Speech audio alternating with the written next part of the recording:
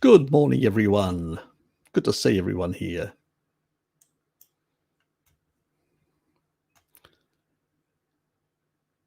Sorry for being a couple of minutes late. I was just getting my coffee all sorted.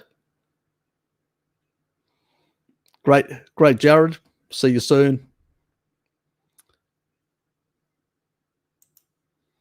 Just got a full program today, so we'll have a few extra guests. So usually the regulars will probably turn up. Lukey and Jared. Jared's basically sorting himself off. So right now I'm just going to bring on Derpy Redneck. So I was chatting with him earlier with Bart K on his live stream. Bart's gone out for a bit of a walk with Pim. So, I did invite him, but he said, look, usually will send me a message back saying, well, I got to go for my walk in the sun. So, which is fine. Take the dogs out and all that. So I'll just bring Derpy Redneck on. Good to see you here, mate. Hey, thanks for having me. Thanks for having me, man. Yeah, likewise. And I was just finishing out writing out this little bit here. I'll have to play the cameras. It's about delta to Y type systems and how the power. Hold on. Let me remove myself so you can you got the full screen to show.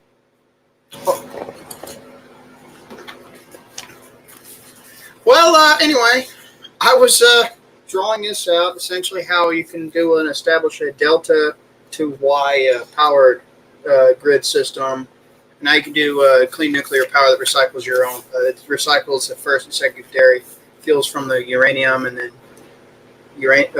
the waste recovery to plutonium and thorium burning cycles, if you will. And then the third cycle being particle accelerator or nuclear fusion reactor triggered transmutation, molten lead or salt coolant reactor to catch that heat, turn it to steam, et cetera, et cetera. Very unique stuff. I was actually going to talk more about that. And it basically goes delta generator to transformer 1, substation 1, transformer 2, delta substation 2, and then finally delta to Y or delta to zigzag Y transformer, and then Y from the rest of the way out. And if you did that, you could actually do 100, increase your stuff more. Alrighty, thank you. That's what I was writing on. Power capacity would be a lot more than we currently have. I think by 173%, incredibly. Well, the efficiency is much better, but on top of that, with thorium, we've got enough thorium to power the planet for hundreds and hundreds of thousands of years. And not only that, you can actually recycle a lot of the waste and reuse it multiple times over and over again. The potential exponential via the recycling process as well is, I'm not going to say infinite, but no, it's definitely going to be, there is no problems to basically state with the traditional molten salt reactors that were developed back in the 60s and 70s, that we could definitely basically power the planet for 10,000 years, not a problem whatsoever, with everybody getting a lot of energy in that regard. Now, with improvements in mining and exploration and all that, we could probably have enough energy for 1 million years, together with recycling and all that. With tapping into the resources within our solar system, probably even longer. So it's a great energy source that just hasn't, for political reasons, because even though if you were able to purify in a certain way to basically get weapons grade, you could basically, technically use that, but there are easier ways with light water reactors to get weapons grade plutonium and other nuclear fissile fuels. but thorium is much harder, and it's a way of actually getting energy which isn't under pressure.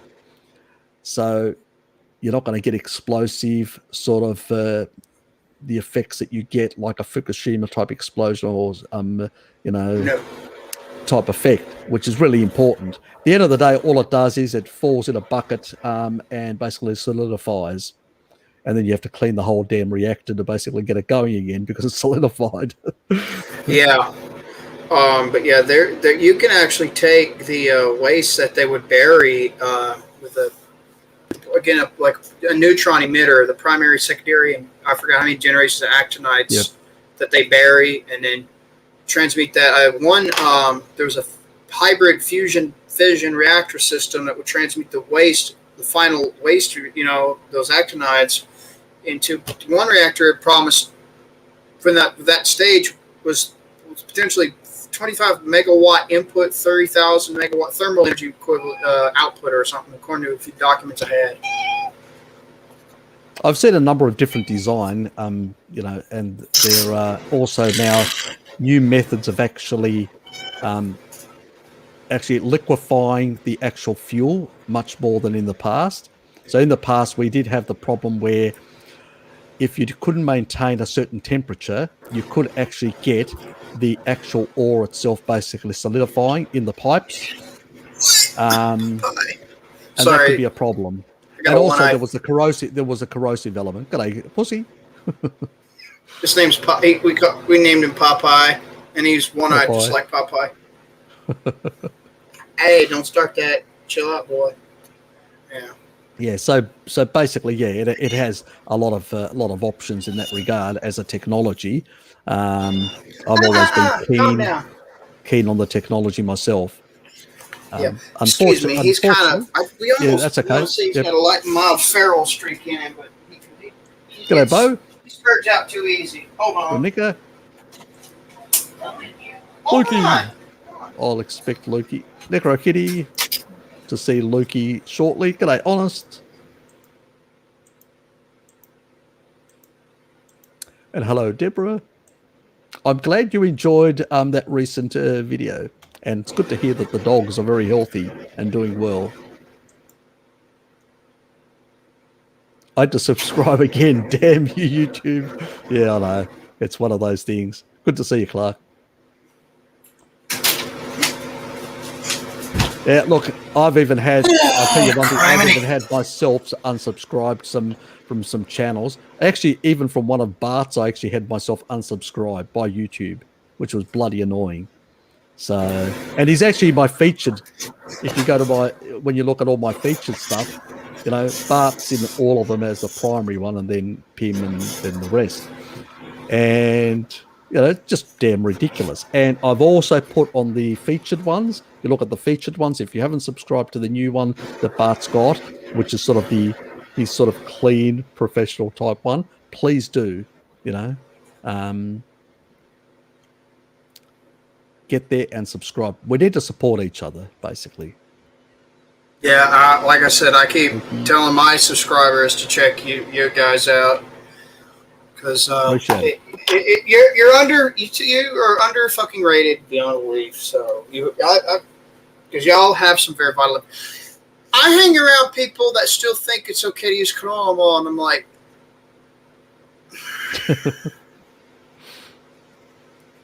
G'day, Neff. Oh God, with the insults. If it's not T1 with the insults, yes. It's him being an enormous fag. He's basically is. He's a closet frog. The frogs were gay from the start. That's it. Oh yeah, that's it. They're being affected. That's right. They're being affected, aren't they, by the pollution? Explains. I forgot what it was. I think permacultural entrepreneur. He's not a vegan. Thank God. Hey, listen to this. Hold on for a sec. He's actually basically he's dumped on us. He's had a go at us, and then he's off to the shops. He's basically just given me the flick. Like an old blinky. Christ. I'll tell you one thing. If because he actually moderates for Sky as well. If I was Sky, he'd be here like a little puppy dog. He'd be like a little poodle. I'm not going shopping. You should see. We have a word for that. We have a word for that down here. It's called simp. That's it. I love how. Thanks, Kate. Thanks, Kate. Do hit the like button, please, everyone. G'day, Raymond. And hi, Shell. Ah, yes. Always good to see Shell from Ohio. HD, good to see you, mate. I'll leave that for Derpy Redneck. What is the fattiest cut of venison? Well, from my experience, when I would help somebody skin them, if we got them fat, you have to kind of fatten them deliberately to get some marbling on them, because they are lean animals in general. What we do is just take the skin off, try to leave as much of the fat on as we can. It would be on the outside, and it would be on the shoulders and the rough roast areas tend to be. And a lot of it tends to be exterior, though. Do you guys do any larding? Because we actually do some larding traditionally. So for venison, there's some Greeks do, not all Greeks, but we basically do, like you'll make cuts and incisions with a knife and just place lard through the actual flesh. Have you ever tried that? Actually, what we would always do is we would tend to grind all the meat we wanted up into ground, meat, and then we would take either beef fat or pork or real fatty chunks of cut pork. Hello, Michelle. And we would take that and we would grind it together. My dad and I experimented. Hey, Nephilim. We tended to grind it together 50-50. And when my dad was alive, we would do the sausage making stuff. Goddamn, I have a story about that because my sense of humor. I was showing my uncle, who's actually staying over here with us at the moment, one of my uncles. And what happened was it was a year or two after my dad died. And I was showing him how we did the sausage and hand ground everything, did the stuffer and all that.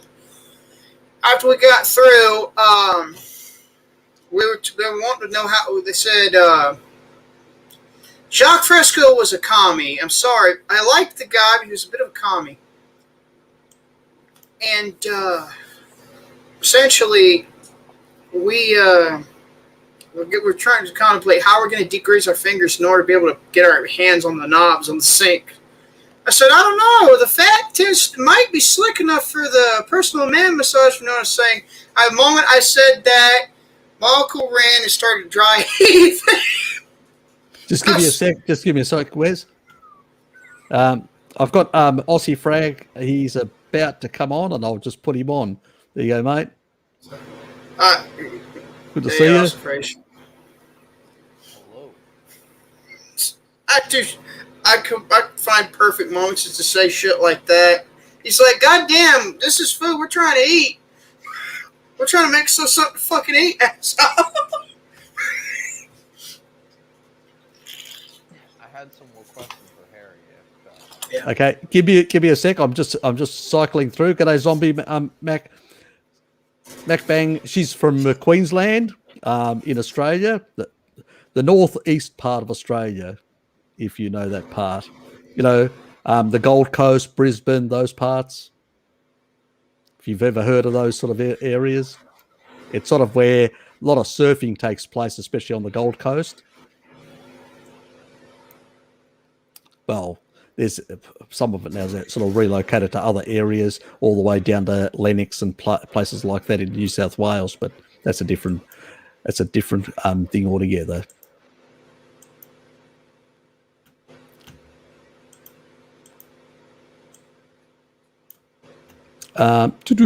Jumped into with my question: hair loss, male pattern, can diet hold it off despite genetics? Do you know this person here? has held it off. I have bad genetics. Do you know if early man has this issue? No, early humans did not have these issues. We look at tribal societies, we don't see a lot of these issues. Our populations nowadays have either turned on or turned off certain genes that basically make them more susceptible to these sort of effects. A lot of what we do, what we eat, what we're exposed to in different latitudes as we've moved out of Africa, we've actually changed slightly. We've altered and adjusted to those environments. And those subtle changes or small changes have actually also had an effect on other areas, both detrimental and positive, depending, again, you may have a change that happens that may be fine as long as you're eating a certain type of food. And the moment you change that nutrition and can't support those pathways properly, then you're in trouble. Ossifrage actually knows that quite well with his genetics, part Inuit genetics that basically have affected his health in a sort of a negative way. And he's sort of changed and gone back to an ancestral diet that suits him and has improved his health. I can't custom order whale and caribou, but I make Yeah. You're in the long latitude for that, mate. yeah. Speaking of, I'm sorry, go ahead. Let me just get onto this. Now, the biggest problem with a lot of when we consume a lot of foods which are refined carbohydrates and stuff like that, they tend to desulfonate us. That means reducing the sulfur levels of our bodies. And a lot of people are basically very sulfur poor. It's basically why they get a lot of stickiness in their blood vessels as well, because sulfonation of the glycocalyx is required for the pericellular matrix to create that negative charge and maintain a good, strong negative charge so you don't get that stickiness inside the blood vessels. But we deplete a lot of that. We need it for a lot of, cholesterol sulfate, which is really important for the brain, that's produced in the skin. And a lot of things that are actually created in the body require sulfur. Detoxification requires shitloads of sulfur. And this is the advantage. If you take a look at, there's Jared. G'day, Jared. And if you take a look, good to see you here, mate. And if you take a look at populations around the world that basically have a lot of health issues, it's basically low sulfur diets that we're basically on nowadays. When you refine things, you lose sulfur. Simple as that. You lose sulfur. And as a consequence, you suffer for that. If you take a look at keratin in actual nails and your hair and all that, to actually connect and hold that collagen together, you actually need sulfur. Without it, you can't. And so if somebody doesn't have, Wes is different, like Bart, they are multi-generational, where their relatives did inappropriate things, turned on certain genes, and we don't really have any pharmacokinetics that we can use to turn them off, in a sense. So, but people that basically don't have those genes turned on, like hard turned on, they're basically, which they're born with. We're talking about people that have basically have got alopecia and all that due to diet, or hair loss due to diet again. I usually say when people actually introduce more sulfur-rich foods, think about it, eggs, shitloads of sulfur.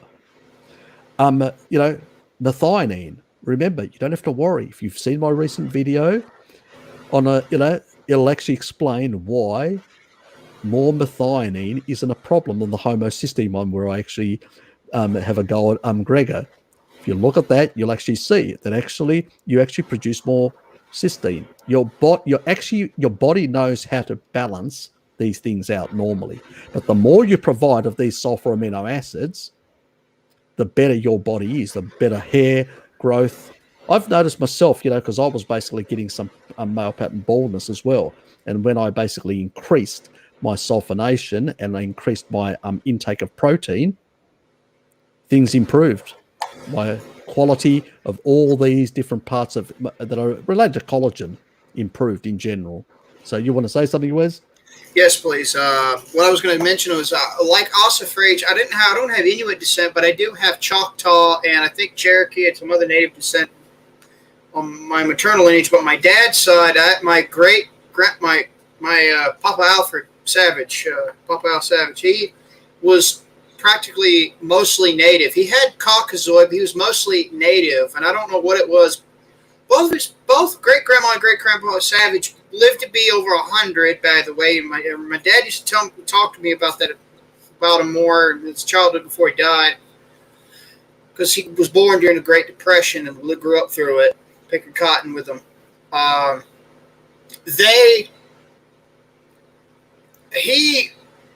He basically had the hairline thing like I have, and it stopped right at here, but he had a big faded patch back here. I actually have a picture of Papa, and I have a lot of native admixture too through them, and I have some degree of it through my I'm essentially German, Irish, French, multiple variety of Native American admixture largely. Okay. And I'm also a Brit to an extent too, because of Ulysses S. Grant. I'm a collateral descendant of his. So You're a melting pot in yourself. I'm what we call an Amerimut. Is that what that? But Wes, you were working on reversing some male pattern baldness too, right? Yeah, a little bit. Like I started getting new hairs coming up at the front here. Some I clipped it down because I have some scalp inflammation. I don't know. I will. But I was, but I had to shave my head because when I have an issue where if I grow my hair out a certain amount, I have these bumps and I have these rash. Like I have inflammation issues up here, so the diet is helping, but it's not all the way there yet. So, and it's holy fuck, it's humid down here. Have you actually tried increasing? Like I usually tell people to actually add more MSN sulfur. I was actually contemplating on getting some pretty soon. Yep. I wanted to ask you as well about because there's some research that they've done a few times. They've noticed people that have guys that have had baldness or women have had hair loss in their scalps that also have a higher amount of PGD2 accumulation in their scalp too. Prostaglandin D2.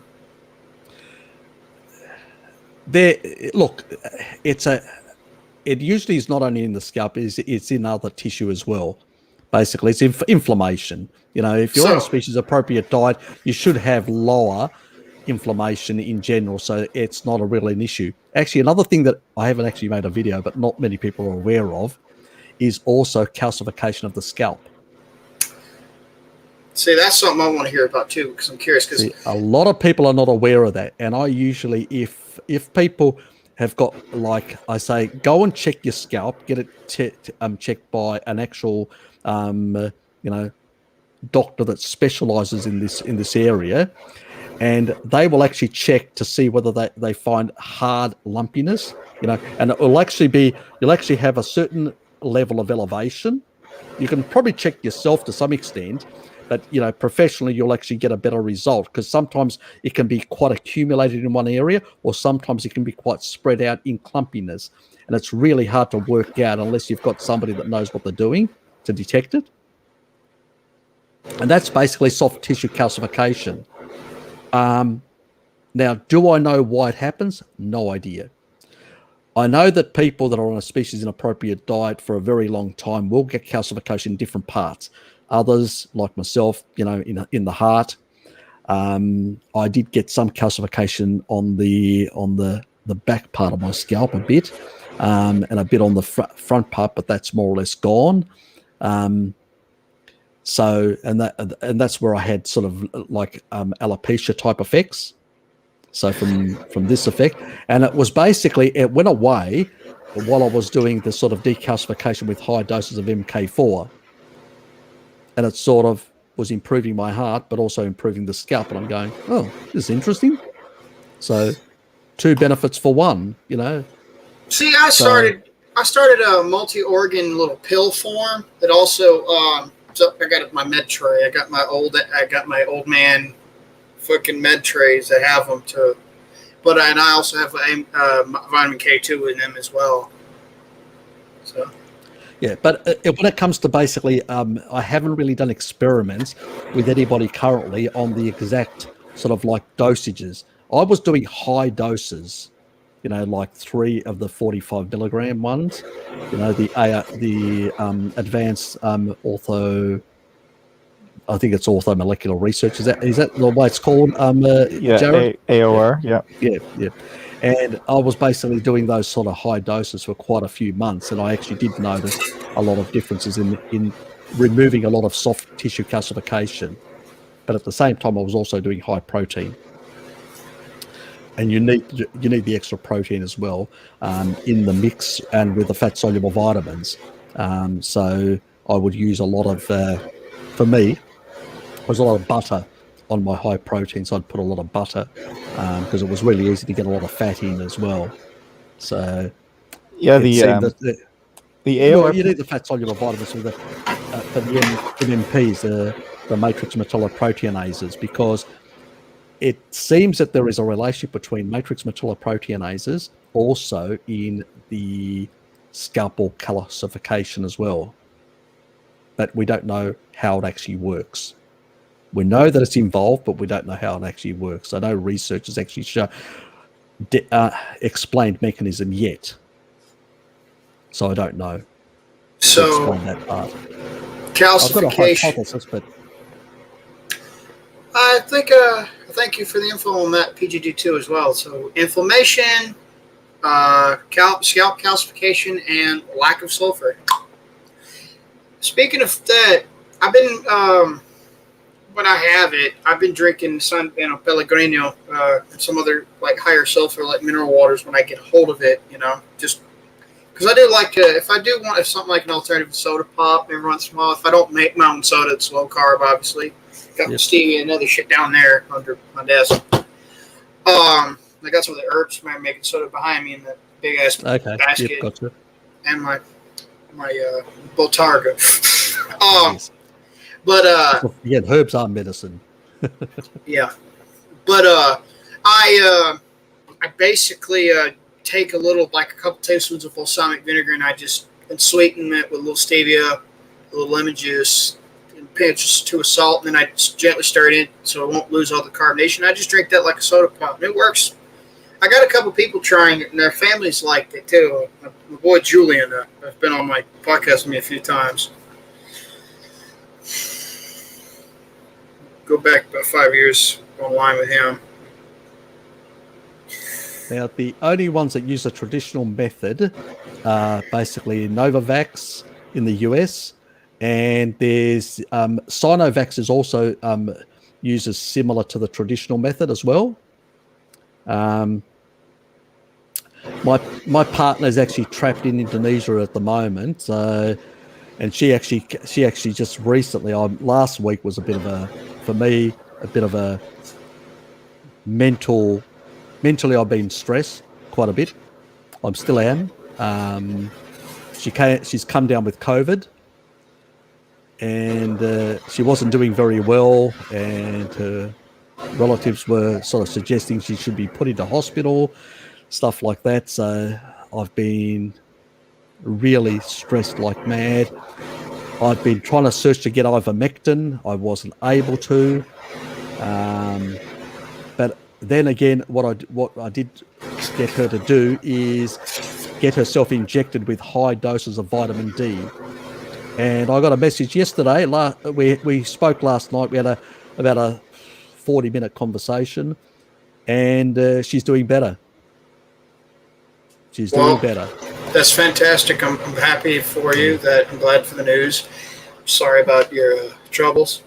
I know what high stress is like. Believe me. Yeah, she is doing really better at the moment, which is great. So the high doses of vitamin D it's an active form, so you don't have to convert it because it takes quite a few days to convert, and you can deteriorate in those days. So that was the only option we had. We went for the high doses. It worked. She's starting to recover, which is good. So let's say I'm less stressed today. That's great, man. You know, I mean, a lot of people wouldn't have noticed in the videos that I just did recently. I basically did a lot of those videos. Probably when I'm actually stressed, I sometimes tend to do more just to get my mind off the things. Mhm. That sounds weird, but that's what happened. So you guys got the benefit of it. Well, she's lucky to have you in her corner. Yep, that's true. That is true. So I'm just really, yeah, I just can't understand why you can't get ivermectin very easily in East Java. It just, for the life of me, I just don't know. I actually even told her to go to, is Luke? G'day, Luke. I even told her to basically go to a pet store and see if she could actually access ivermectin. Initially, she sort of gave me, I got some funny remarks from her. I say, you know, because why would I go to a pet store and all that? And I had to explain to her exactly that they use it in animals and all that. And she tried one of the locals or got one of her relatives to, because she didn't want to go. She didn't want to, you know, so she got one of the males of her family to do it. And he basically couldn't get any. They wouldn't give him any. The local one said, we don't have any supplies, you know, of that sort. Yeah, I knew that the vitamin D would help. I just wanted the extra, you know, just to be the extra guarantee sort of thing. By combining vitamin D and ivermectin, I was certain that, you know, we would get a really pronounced change quickly, which is fine. You know, it probably took a bit longer for her to recover, but she still recovered, and that's the key thing. So, you know, one less thing to worry about. So, and I've got it going in 2 days' time to get another high dose vitamin D injection again. So that'll just boost her levels, and hopefully that'll just ride her out and clear it out of the system. And at the end of the day, what was that? I'm glad to hear she's on an upswing. Hopefully that continues. Yeah, exactly. And the key thing that's actually going to kill you is the cytokine storm. That means it's the vitamin D deficiency that's killing a lot of these people. See, nobody, I don't see here anyone fucking talking about that, really, but, and let me ask you a question here about this. I also have colostrum. Would that be decent, helpful in any way, meaningfully? And Yep, because it's very high in lactoferrin. Okay, and the lactoferrin is good in what exact ways, if I may ask as well? Well, lactoferrin is really good to lowering inflammation in general. Okay, cool. And it's also actually, I've talked about it with Mary and brought it up. Also, lactoferrin plays a big role as a lectin sort of binder, which is a side issue. Okay, so it's a lectin binder. Okay, that's actually pretty kick-ass. Yeah, that's worthy. I basically kept that under my hat because I didn't want people using it as a cheat method to eat, to eat basically bread and take a high dose supplement of lectin binding substances like lactoferrin, because you can actually get it as a supplement. And I say, yes, it does bind, but remember, we're talking about the traditional breads that were used in Europe, like Zea bread. Even before hybridization happened in the 60s with the Green Revolution, before that, the actual bread was basically the Zea bread, which Greeks had up until through ancient antiquity, and it spread throughout Europe because of the Roman Empire. And this had about a tenth of the lectins of the gluten lectin that basically our sort of the general varieties that have been used in more recent years, in the last 200-300 years, that have been becoming, more, that by increasing the yields, they're basically also increasing the lectin or the lectins, and including the gluten lectin as well. And with hybridization, they took it to the next level. It's the reason why. And what did we do? We started pasteurizing milk. So we eliminated the protective element, which is the lactoferrin, that people traditionally used to combine, even though they consume some bread in the countries like Switzerland and areas like that. I mean, there are a lot of stories where basically Price talks about the Swiss Alps and using those traditional old breads, the fermented breads and all that. Well, they were low lectin, low gluten breads. Combining raw milk with the high levels of lactoferrin, you're basically binding that and eliminating the problem. That is why it worked back then. It doesn't work now, because we're eliminating the thing, and we're introducing too many lectins at a greater level beyond that even lactoferrin can deal with. So even if you were to consume, we're talking about small amounts with a lot of lactoferrin, now no lactoferrin with large amounts. That's why we've got gut problems as well in a lot of the general population. Diverticulitis and all these other issues are endemic. Wow, yeah. Diverticulitis. God, I remember when I was coming home from school and my dad had like bad stomach trouble, had to go to the hospital. It got so bad, and found out he had diverticulitis. So I said, "Okay, what's he got to avoid?" And they listed peanuts was the big one. I'm like, ooh, he's gonna be mad as hell about that one, and he was.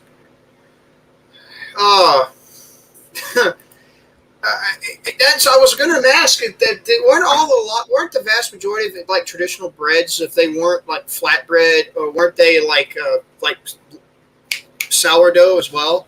Well, yeah. Well, they're also the other thing is it was the way they used to prepare. So one, you basically you would do it like in Greece. They will do it over 3 days. Mm-hmm. So you're fermenting it and allowing it to ferment over 3 days. So you're eliminating a lot of the lectins. So you're lowering the lectin. And at the end of the day, the actual wheat itself had lower lectins in the first place. And Plus oftentimes they were lowering sprouted too. That's it. So there'd be a high enzyme content there. Oh, yeah, because to break them down even further. Yeah. Enzymatic lactic acid bacteria interactions are quite fun to fuck with. I'm not going to tell you guys this, but lactobacillus is so important for the gut. People don't realize these acid-loving bacteria are the key thing. It's the reason why I talk about people doing a 3-course month of B50 complex with vitamin D, high doses, to basically restore their beneficial bacteria. Another thing I was going to mention was I made a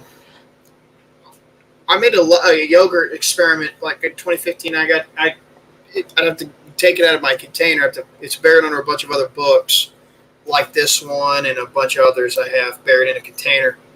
But I took yogurt. I made yogurt, but I had processed hosha wood, and I had ginseng extract in it. But what happened was I made a lassi, I think they pronounce it. Pardon me if I'm mispronouncing it, folks, if you're from India watching. But essentially, with the yogurt, some filtered water, a little coconut milk, and just put a little vanilla in it. I had a culture that kind of made it have a cream cheese flavor to it. They don't sell the culture like that anymore. It was Stephen Langer 16 probiotic with minerals, trace minerals, and FOS.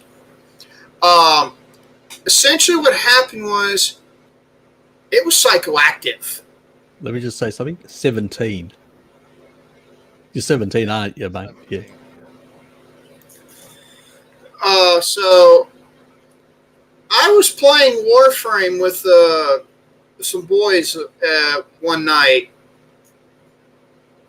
Luke and Ossifrage can tell you my sense of humor is pretty fucked up.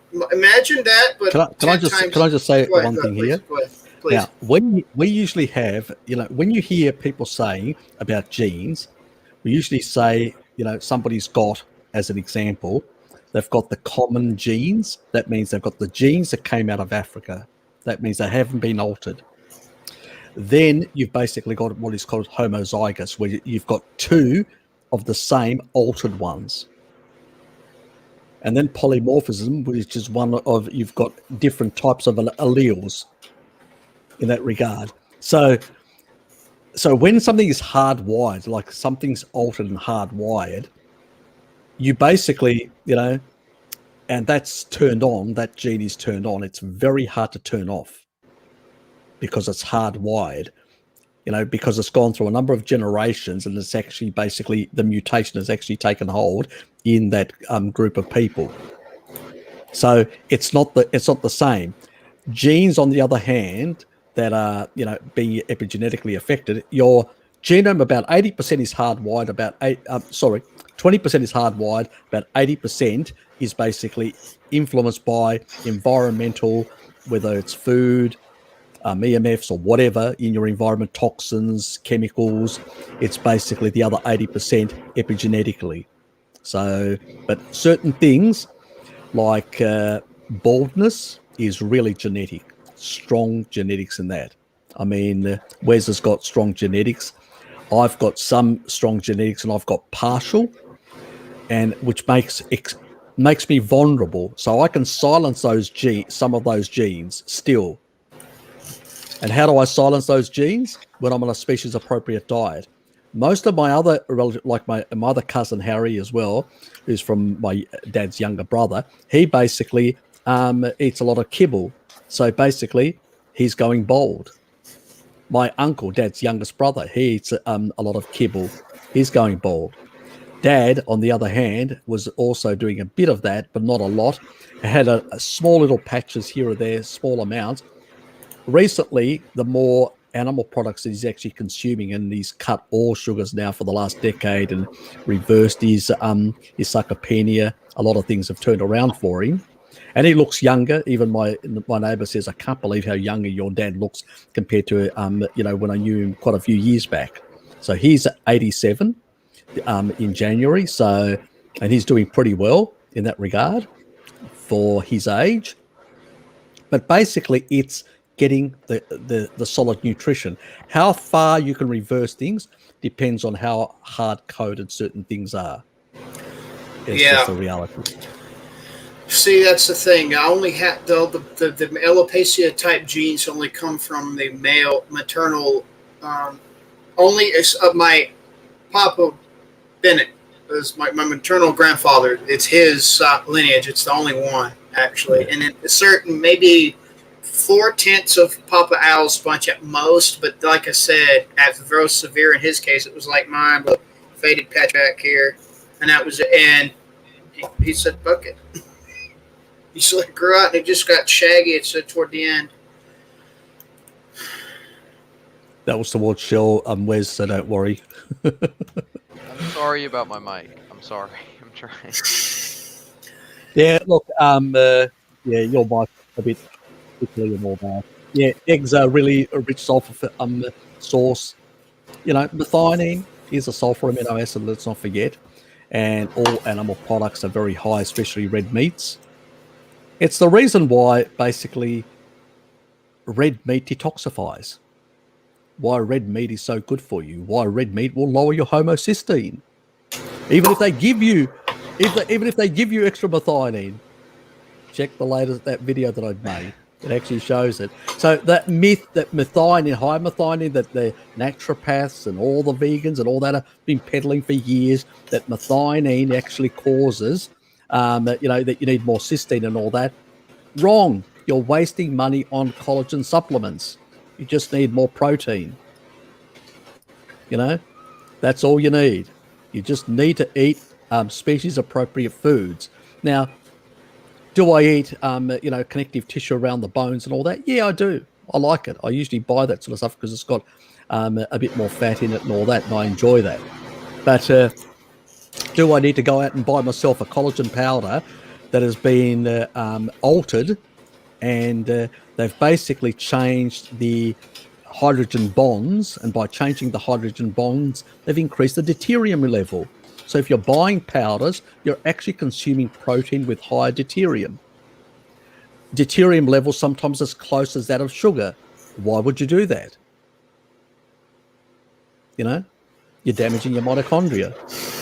So that's why I know that I will never be sponsored by a supplement company, because basically I bag them silly. Harry, speaking of supplements, did you hear that the U.S. government made NAC a controlled substance this week? What? You're Yep. kidding me. Nope. If you're a physician, So kibble eating vegans who are anxious or other anxious people won't be able to get NAC. If they want it, they have to get it prescribed by a doctor. That is ridiculous. or through Yep. an herbalist, or through Yep. an herbalist. It also makes Either- criminals out of anybody that happened to have stocked up before they issued the legislation with no warning. They are criminal. You're kidding me. Well, I mean, they're in possession of a controlled substance. That's yeah. God. I mean, I doubt anything would happen. Doesn't the US government have anything better to do? Seriously, yeah.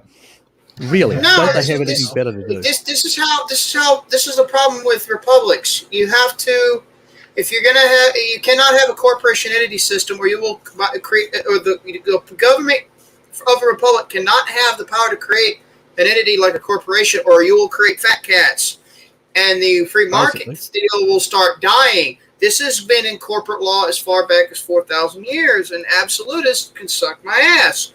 Their system advocacy were the ones that created the damn thing in the first place. It's all there. Adolf Burrow and Gardner Means wrote it in the modern form through and through, and it's fundamental in law, economics, and corporate law learning. Well, the problem is, in the end, monopolistic tendencies always exist in markets that are designed in that way. You know?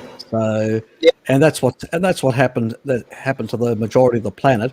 As I said to most people, we are moving towards a rentier society where we don't own anything, and the fat cats on cheap credit can actually buy up the whole economy, and that's what's happening.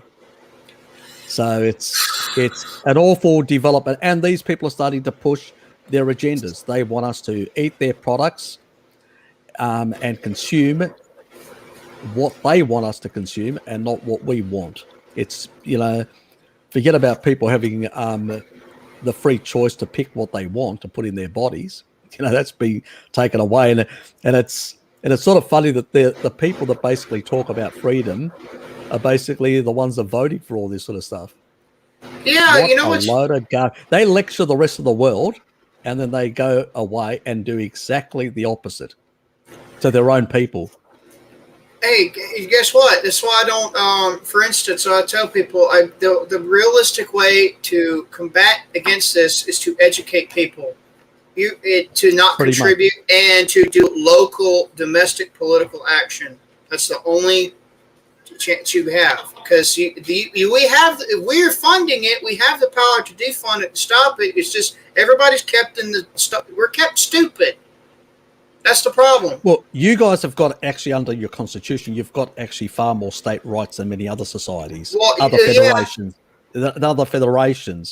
And so that is a bit of an advantage where you can actually use that to change certain things. Hell, Blinky's back.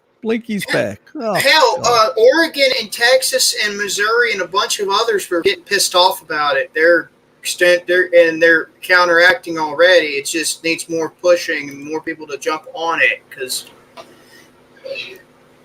the Fuentes following crowd's like, hey, why don't we tariff them? I was like, that doesn't faze them. That just hurts us, dumbass. Do you know how tax codes work?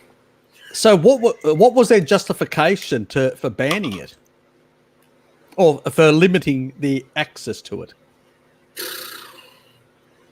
I really don't. They peddle. I don't know. This is the first time I'm hearing it. I'm not sure what it was. I just heard that it had changed, that the law changed. Yeah, there's hundreds of substances that were they're still under review, but or if they haven't been passed already. But essentially, if you either can be a licensed herbalist, or you have to be a licensed physician to give a prescription out. The context that I heard around it, I'm not sure if this was the reason for the decision at all, but the context that I had heard that it was banned was around COVID misinformation. Is that what they said? I'm not sure if that's the justification for the ban. That's where I learned that it had been banned from. People talking about. Okay. I wouldn't be surprised. Okay. I would not be surprised. There's a lot of shenanigan and disinformation because of it. And if you question getting the needle, right, they're going to call you an anti-vaxxer because they are trying to change the definition of what anti-vaxxer is. The They are definition on for it is comically broad. I like to point that out in conversation on Wikipedia. It's literally a black or white issue. You either accept that all vaccines are always good in all circumstances and can cause no issues, or else you are quote unquote vaccine hesitant, aka anti-vax. False Okay. dialectics. Can I just answer this one False quickly? dialectics. In terms of sulfur depletion and all that sort of stuff, I know oxalate will, but I'll tell you another two things that will actually deplete sulfur. It's basically fructose and alcohol. Both those will deplete a lot of sulfur. And you know, also when you have that effect, it also affects another thing that people don't understand is that molybdenum, zinc, copper, all these sort of things. I'm trying to think what else. There's a couple of other minerals that also get depleted. Iron and a couple of others that also get depleted because of ethanol, which is alcohol, you know, and a number of these things. And so what is happening here is a lot of the studies are talking about this effect is more in regards to that lifestyle and what people are eating and stuff like that. It's another myth. You know, if you basically eat massive amounts of methionine, it's again that other myth about methionine causing basically homocysteine, where it doesn't. It's the complete reverse. So copper depletion sulfur does not cause copper depletion. Okay. It's derangements that people do, like with alcohol, fructose in particular, things of that sort, or high oxalates, can actually have an effect on the sulfur and then cause some derangement in mineral sort of homeostasis as well. So there's a lot of factors that I always say to people, show me the actual study and show me the mechanism. And when I do challenge them to say that, they don't. They've got nothing. Whenever I've gone into the literature and people have made certain claims, I've never been able to find. In many cases, I find the opposite. Like with the methionine bullshit and homocysteine. The more methionine you actually consume, the lower your homocysteine. So the complete opposite is what the literature actually shows. And this is the problem, that people just actually listen to myths that are being perpetuated out there by certain people. And this sulfur thing doesn't come from MSM. They're actually talking about methionine here. Let's get it right. They're talking about meat. They're talking about meat. Methionine causing depletion. That's what they're talking. It's another one of those myths and pieces of bullshit that the veg-tarded keep on peddling out there.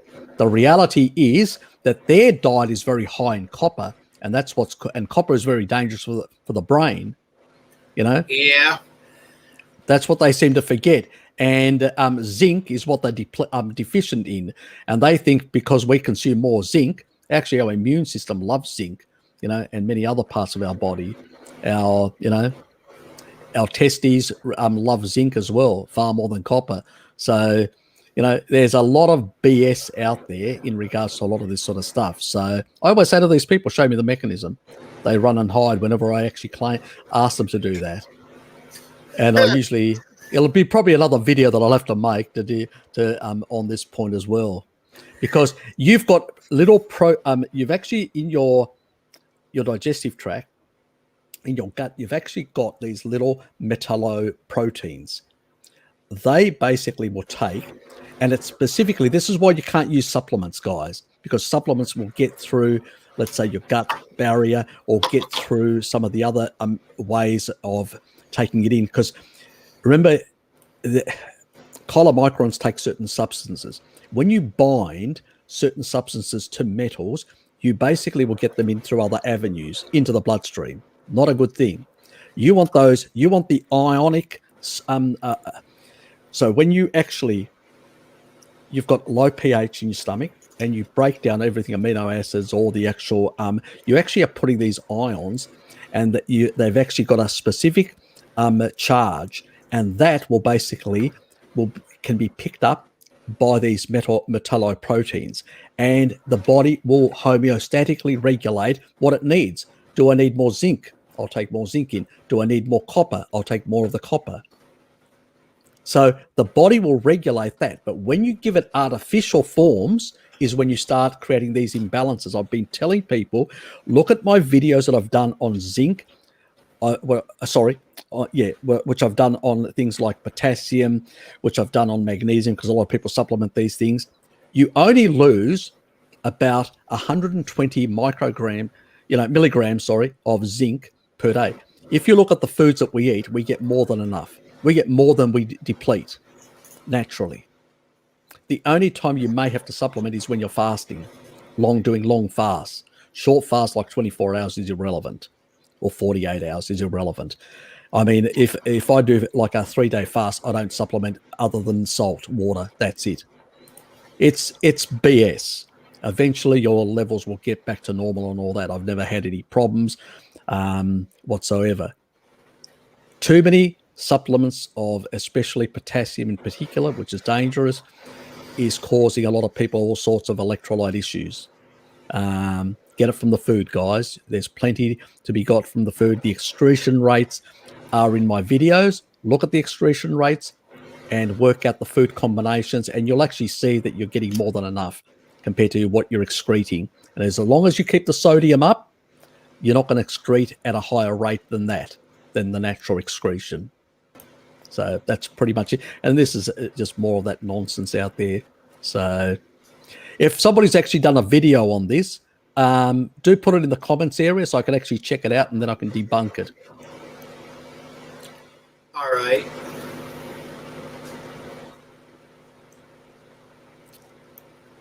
It's good stuff, Raymond. Could I ask a question? It worked for me. Yep, go right ahead.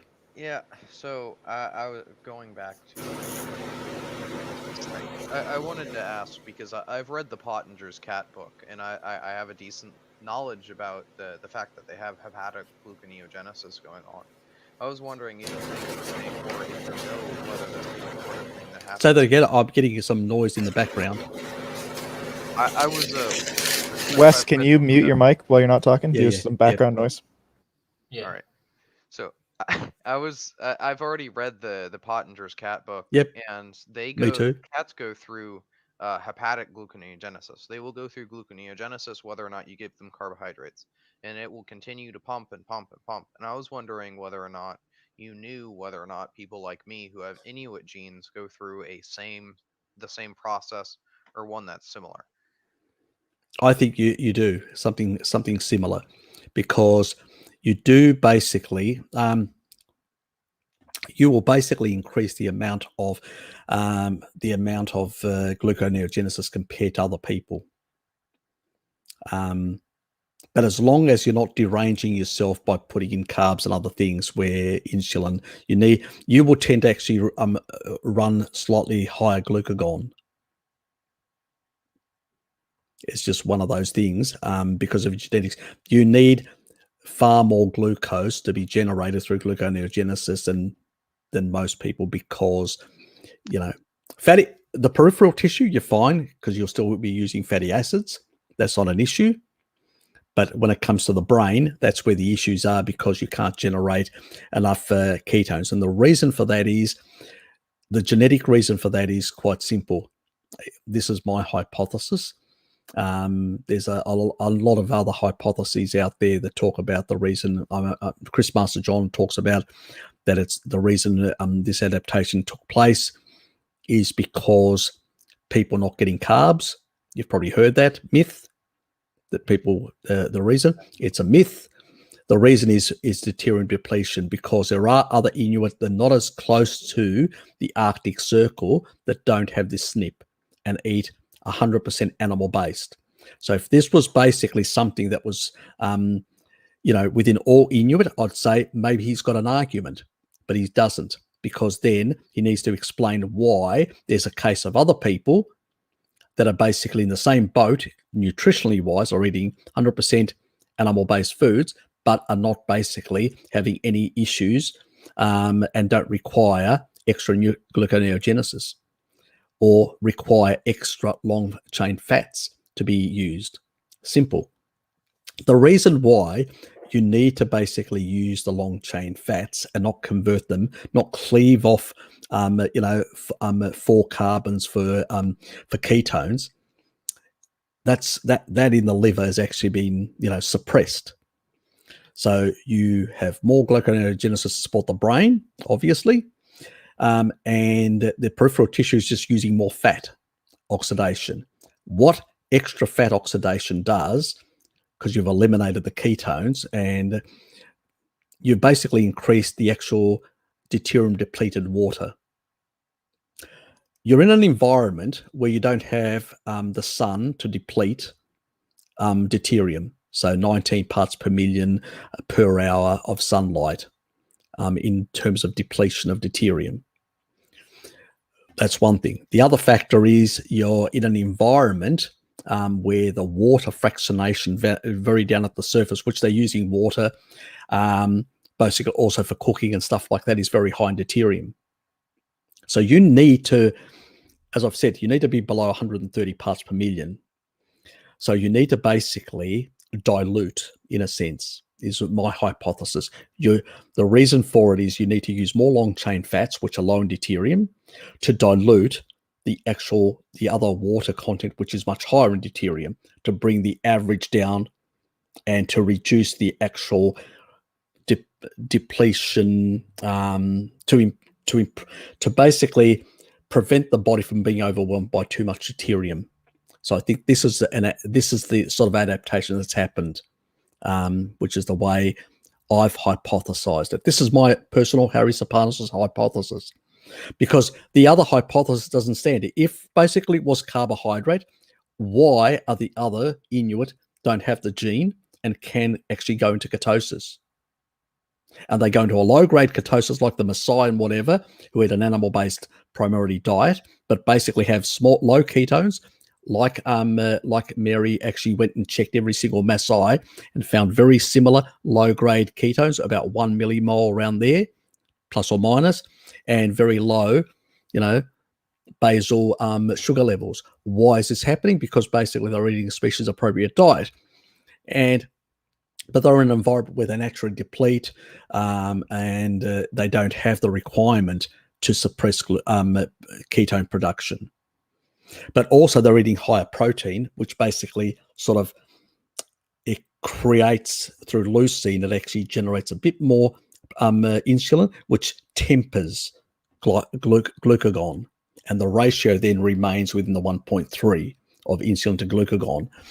That's the sort of balance, the homeostatic balance that you get from an ancestral diet. But if you're in an environment, you're exposed to high levels of deuterium and potentially could be damaging to your mitochondrial health, you have to have some sort of adaptation where changes so you can actually use more long chain fats, not as ketones, because ketones cannot deplete, So you need more long chain fats, which can actually create more metabolic water. You're actually generating more metabolic water to balance out, to dilute, You know how the idea came to me of this hypothesis? There was a guy on my, I can't remember his name, but he actually said, I basically buy this I buy really low deuterium water. And I said, well, it's not a good idea. You want to be within the 100 to 130, that sweet spot, 120 odd, because very low is very damaging for the body as well. You still need some for growth factors within the body. It's like too much catabolism. But I then had an epiphany, because one of my mates brought up the Inuit about a completely different thing. And as I was sitting there, he was just talking away, and I was just having these thought patterns about deuterium depletion, and then, this sort of gene, and I'm going, and then the other guy saying diluting, and I'm going, oh shit, how obvious. And at that point, I realized that there is a dilution factor that's taking place with having more long chain fats that are being utilized through the mitochondria to dilute the other sources of high deuterium in their environment that they're ingesting. And that's how that hypothesis came about. So yes, thanks to that person, but I can't remember his name. So any other sort of question in regards to that? Yeah, I mean, just some sort of experiential things. Like if I eat sugar, my muscles don't function properly. I cannot produce force, which is kind of hilarious because all these bodybuilders, you need carbs, this, and that. But as soon as I eat any form of sugar, my muscles can't function. My brain can't function. Yep. My heartbeat speeds up, and I just all around uh, can't function. And Let me put it this way. Do you know what, when you actually are cleaving off basically the glycerol part, most people don't realize that the glycerol part that's actually in triglycerides is actually a much lower deuterium sugar. Not all sugars are made the same. You know, this is the thing that most people don't understand. Some sugars are down to 100, you know, we're talking about normal sugars, 145 parts per million. Others are up to 160. They vary. They're not all structurally the same.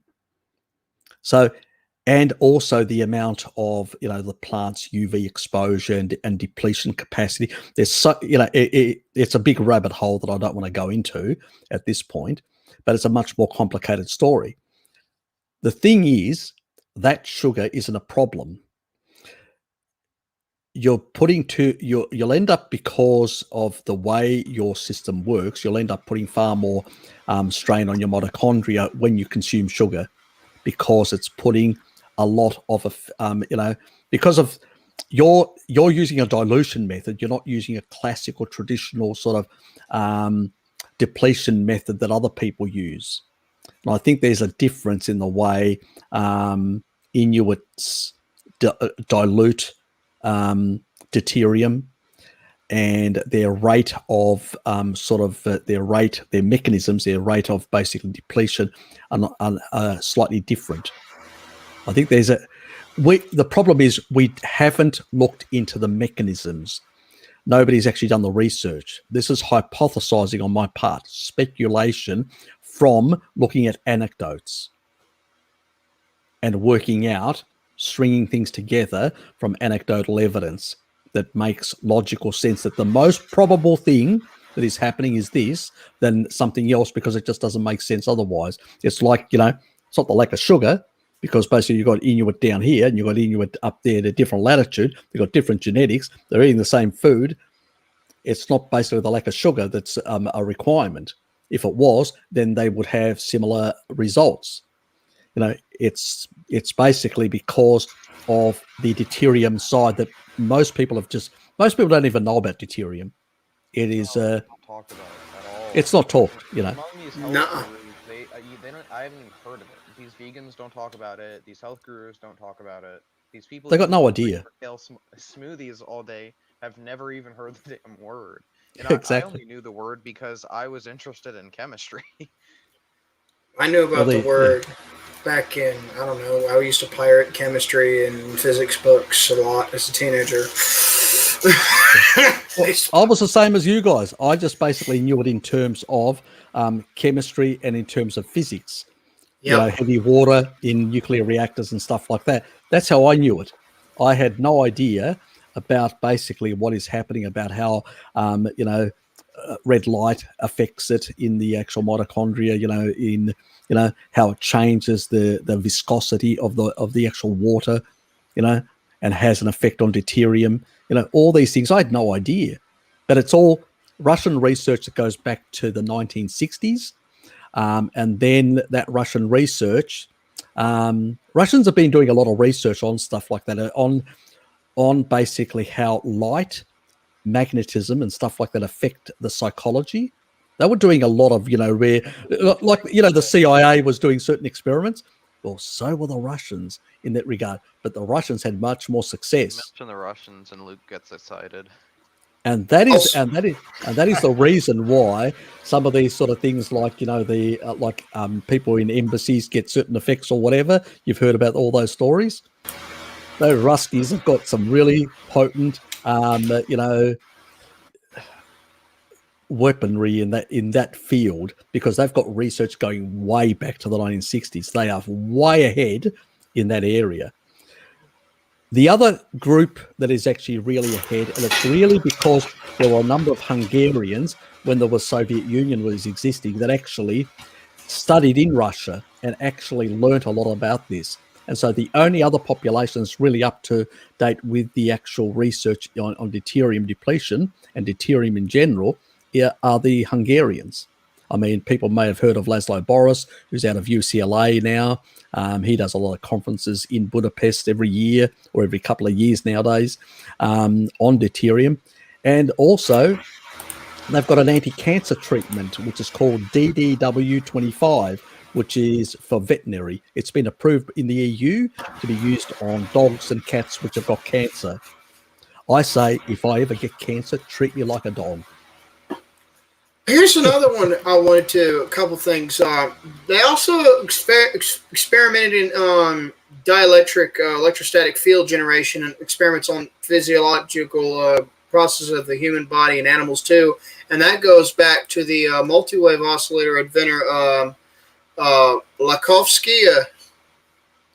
I've heard the name. Yeah. George Lactoferrin, and he basically fucked with electrostatic fields and how what it does to the physiology and the chemistry and the bodies of people and animals and plants too. And it was very, and some of that some of that was partially derived from some of Nikola Tesla's kind of medicine and lenient areas and shit that a lot of people. Let's not speculate there is talk that you know, because there is talk that it's probably more influence than actual. Yeah, a lot of that stuff was independently developed in Russia, you know. Yeah. So remember that a lot of people don't realize that Russia actually had, under the Soviet Union, had half the world's scientists. Yeah, they took everybody from over here, South America, France, Serbia. They had shitloads of researchers, and their own population has a strong academic culture. They literally raped and pillaged the scientific communities within Eastern Europe as well. And pretty much that gave them a big advantage, because there was a Cold War sort of, and they had to get as many people as possible. I mean, the US did similar things. A lot of European researchers were basically enticed to come over to the US. So it went both ways. Both superpowers did the same thing. Yeah, but the difference is that the Russians actually in human physiology actually achieved greater, maybe because they didn't have the sort of laws that forbid certain experiments, and they could get away with them and really go to town on testing certain things. But the reality is, when it comes to deuterium, they really are the ones that basically set the foundation to this research. Which I can only thank them for that, because it's really opened my eyes about, and also light, you know, all the research on circadian rhythms, on light, blue light, and all that came out of Russia as well, Eastern Europe, primarily.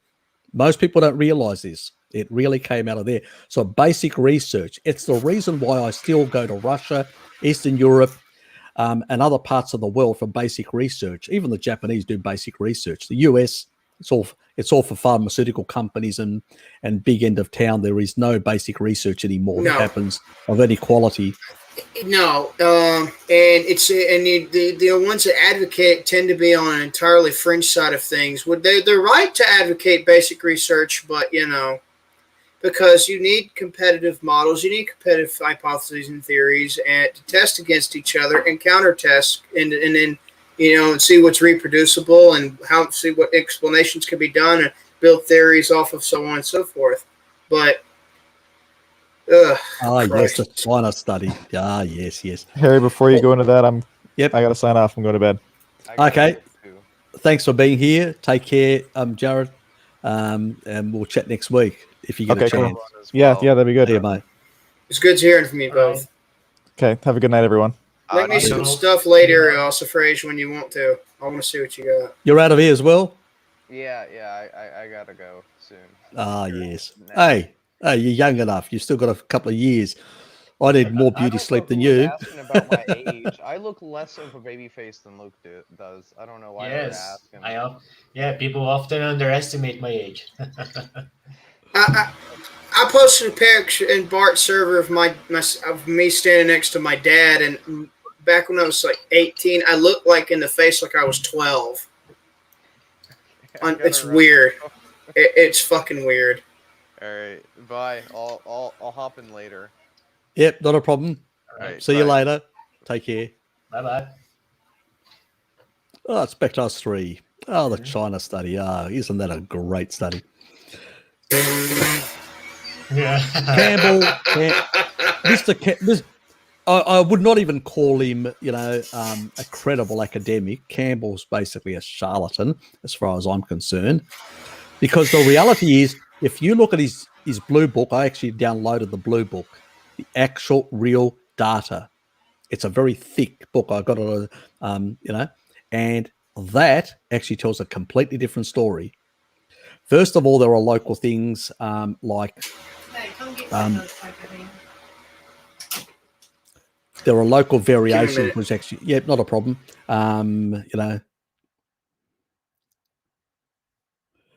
There are local variations between different parts, but actually the data actually shows where you've actually got more people that are actually consuming more animal products, they live longer, like in the northern parts.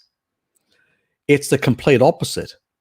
So he basically, there was a number of waterborne diseases and a number of, certain different like fish that were that basically had sort of certain conditions, or the environment, tropical environment, that actually creates a lot of these sort of substances, compounds, and all that. And when they are sort of compounds that are actually known as carcinogens get into the food supply, just because these people are eating them, it doesn't basically mean that the food is. It's just basically the food has been contaminated with the substances that can actually cause cancer or other conditions. So there's a lot of mischievousness that was actually done by Campbell, playing around. The data actually shows a lot of the reverse. There was a young lady that actually did, I forget her name now, but she actually did a real good debunk on Campbell's China study. But I'm trying to remember her name.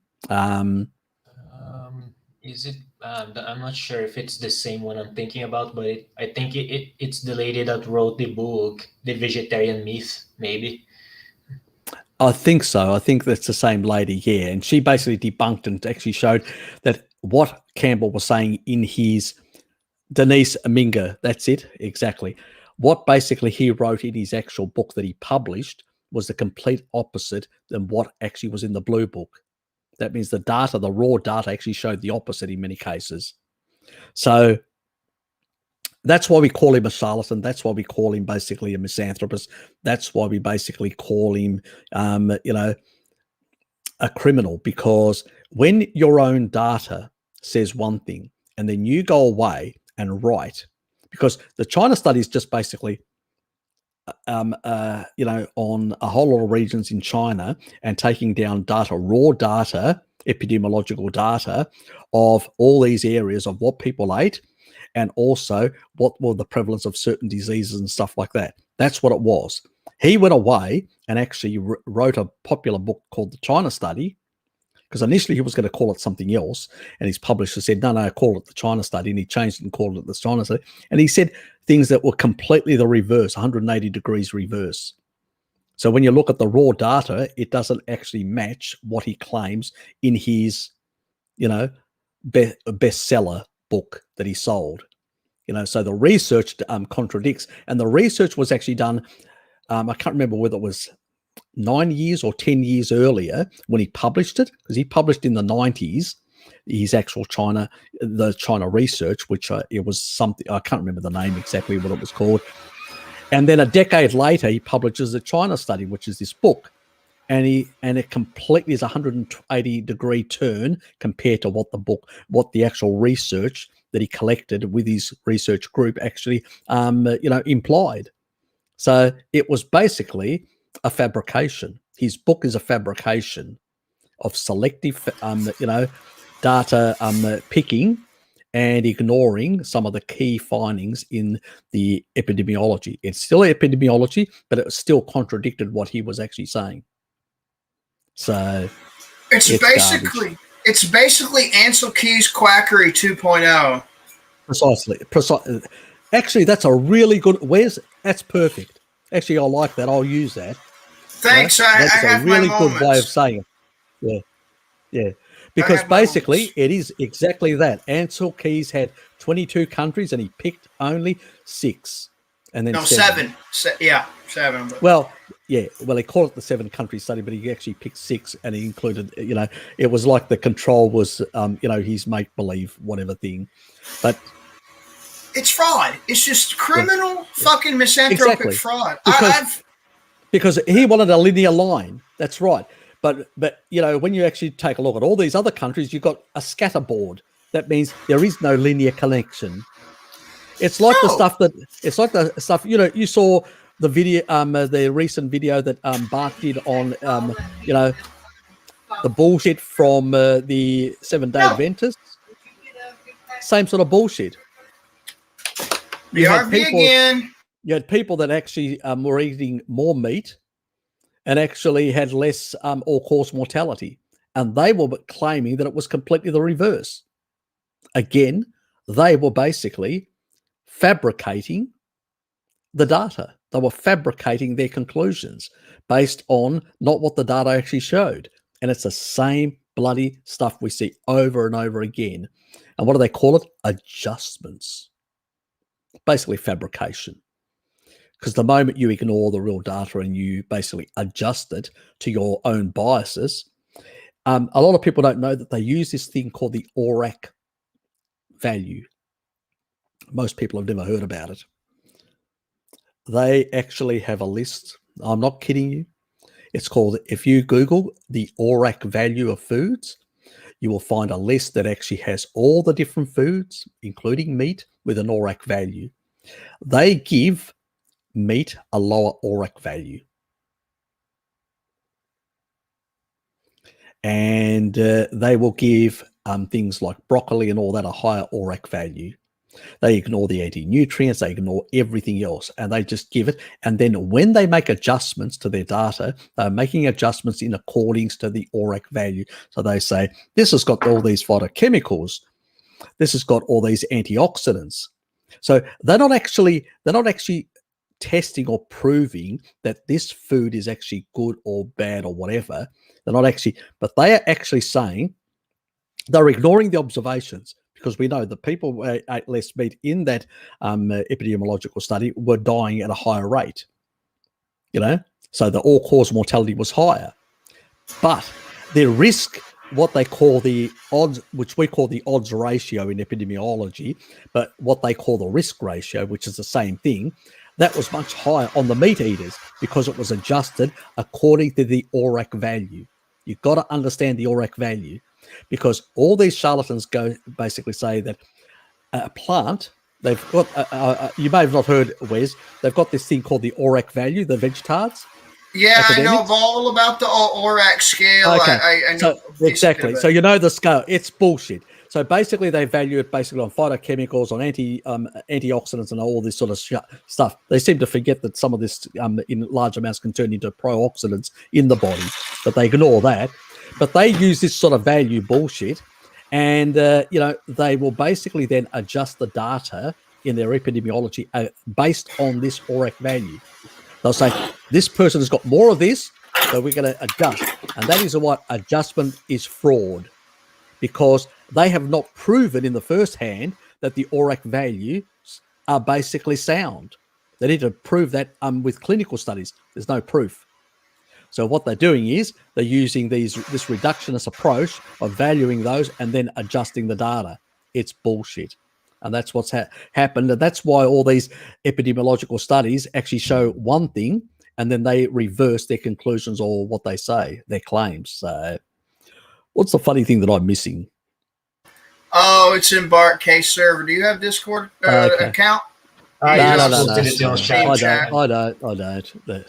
Oh, well, I do, but I think yeah, but I'm not on there at the moment. Yeah, I just posted it on chat.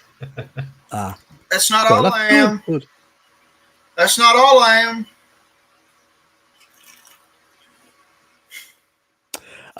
Yes, verified the carbonation neutralizes stomach acid, so food shouldn't be eaten at the same time. Yes, but remember also that a lot of the green leafy vegetables and all that sort of stuff also increase pH. We seem to forget about that as well. That is why the vegetarians say eat the greens to get more to get more alkaline. Is that a smart thing to do when you're trying to digest meat and many other things? No, dumbass. or trying to avoid basically getting certain bacteria and other things like H. pylori and salmonella and many other things through? Probably not. I think that a lot of the fear mongering about salmonella comes from people being species inappropriate diets. Yes. Number one. Number two, the health of the animal. Number three, the lack of using different methods that you can use to actually get rid of the E. coli, salmonella, and other microbes in the biome of the said animals and take care of them. By the way, thanks, Bo. Sorry, go ahead. Okay, and what I was saying, like everyone that has coconut growing, everyone that grows coconuts, every unit that they press, every coconut they press for biofuel, biodiesel purposes, makes a great biodiesel. By the way, the leftover pulp can be fed to those animals, whether chickens or cows or whatever they have, and in small amounts as a byproduct, as a great quality feed, and they'll accumulate the MCTs that reside as leftover residual in their bodies, and that will actually generate. I've found some actual studies on this or they found some mechanisms where it's in vivo. It's like monolaurin and other monoglycerides of those MCTs tend to actually suppress and kill those particular microbes while leaving other areas of the biome completely the hell alone. So it's a selective antimicrobial of a that's pretty powerful. And you just have to be careful with coconut products and stuff like that, especially if you're coming from Northern Europe. Salicylates is one issue. The other issue is some people have got genetics which are susceptible to higher levels of it tends to again to be Northern Europeans, primarily Northern, Western, and Eastern maybe. Yeah, parts of that. The northern parts like Poland and stuff like that. Central Asia, Mongolia, Inner Mongolia, and well, then that's definitely the Native American, because all the Native Americans and stuff like that as well. I got both. Well, it's sort of that basically high levels of the medium chain triglycerides have a tendency in some people. They're not managed well, and can actually have like an allergy type inducing effect. It's a video that I haven't made yet. I'm holding. I've got to see that one because when you get it up, but essentially, you can use that as small amounts. You can also use with Babasu. Small amounts is fine. Small amounts is fine. Also, Inuit again shouldn't, because again the effects of medium chains. Yes. But yeah, that would be a way to solve that in the animal feed in small doses. In the animal feed is what I'm advocating.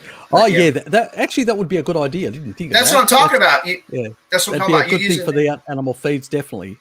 Yeah. And that would also increase the job creation and prosperity people, capabilities in a lot of areas in the agricultural part of the economics of all the South Americans and the different people that grow the coconuts and the Babasu palm trees, because that is a huge boon right there. That's what I'm suggesting as an animal feed. And if you're worried about, oh my God, my methane, well, what little the cows belch and fart and shit out, you could drop that quite a bit with very little inclusion if you're so skittish. Have you seen my video on the methane video that I did?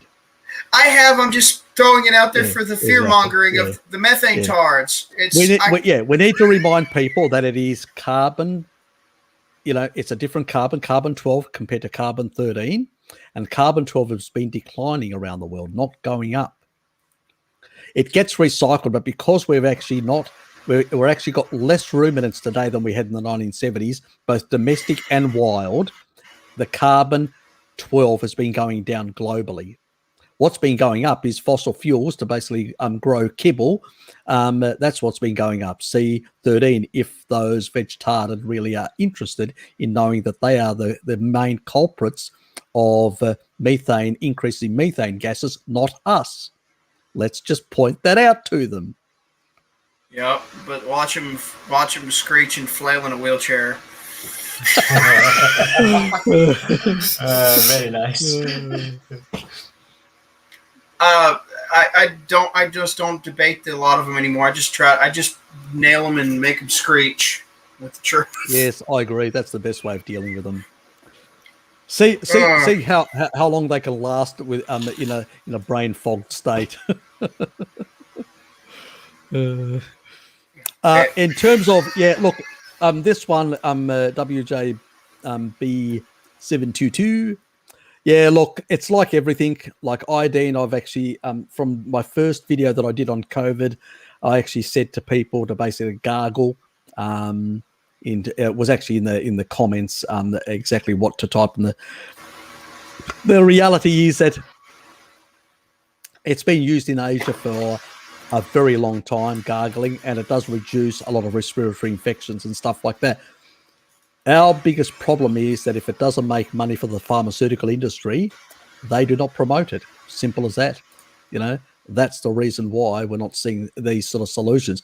Vitamin D doesn't make money for the pharmaceutical companies unless you're pushing D2, So that is basically why we are in the pickle that we are on a lot of fronts, because things that are practical, that are cheap. And this is what we're talking about. Even Wes is bringing up things that, that I wasn't aware of about some of the feeds in animals and stuff like that. I discussed some of these issues as well.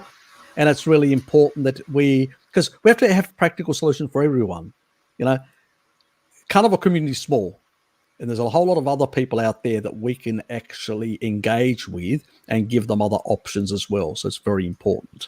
Well, see, that's why I use I advocate I've been learning permaculture since I was like 13, 14 years old. Before they started, a year before I nearly got my foot ripped off. That's a different story for one of my podcasts. But I learned what I learned from ecology and permaculture, and then what I learned later when I learned economics and stuff like that, actual mainstream Austrian and all the different schools, and basically through elimination, I basically figured out decentralization is key, and we need multiple answers for different areas to maximize what we can, the resources we have for as many good services. And you need to learn how to work with and imitate different patterns in nature to further that. And I can't. And this is how I look for studies, and then I just deduce in my head, oh, this would be good for here at only this much amount. And that's why the coconut or the Babson palm pulp is just one example. I write down multiples. Like that's why I was drawing on this earlier at the start of the stream. And the nuclear thing would be the power to start at this, up here, obviously, but and so on and so forth. I was just going to say, of certain, people talk about the type AB, lectins and stuff like that, and causing greater clotting and all that. I have heard about stuff like that, but it's all epidemiological. It's observational. There is no clinical stuff. So unless somebody's got a clinical study to prove to me that this is the case, there's not really much out there. And it's sort of mixed, because I've actually come across other population studies that actually show the inverse. So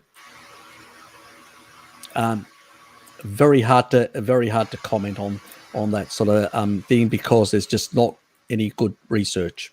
It's basically what have you heard anything, Wes, in regards to? What's the topic again? Sorry, I was posting that. He's basically talking about the blood clotting effects in certain type A and type AB blood types that they tend to have due to lectins. I've never heard that, lectins are lectins in any bodies as far as I'm concerned. I've seen inverse stuff as well. So I just think it's the amount you're actually taking in, not actually what blood type you are personally. But I'd love to hear the research if there is any. I haven't seen it. What's funny is I've not heard anything about that. It's probably another myth. There's plenty of them, so many out there. Yes. I don't know personally, but what's funny to me, it's a lot of people don't know this, but fuck, I lost train of thought. I was sharing that meme around. Fuck. A lot of people don't know that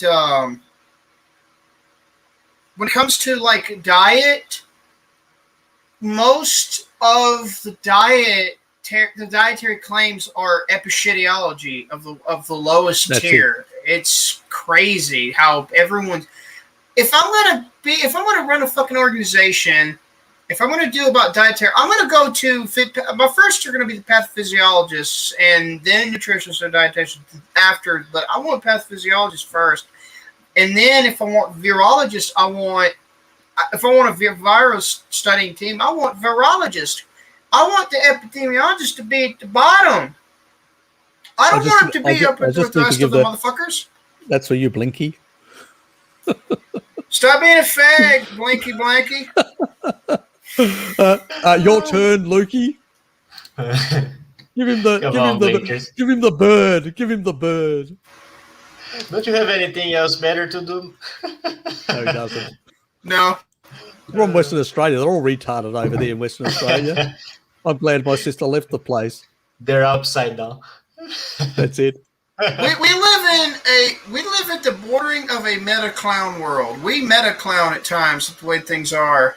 I just need to say one thing. Can you guys basically withdraw from the Federation of Australia, please?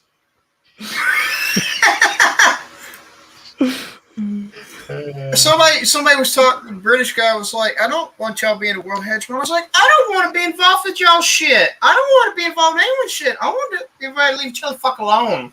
What's so hard about that? Oh. It's not even a clown. It's like what are those?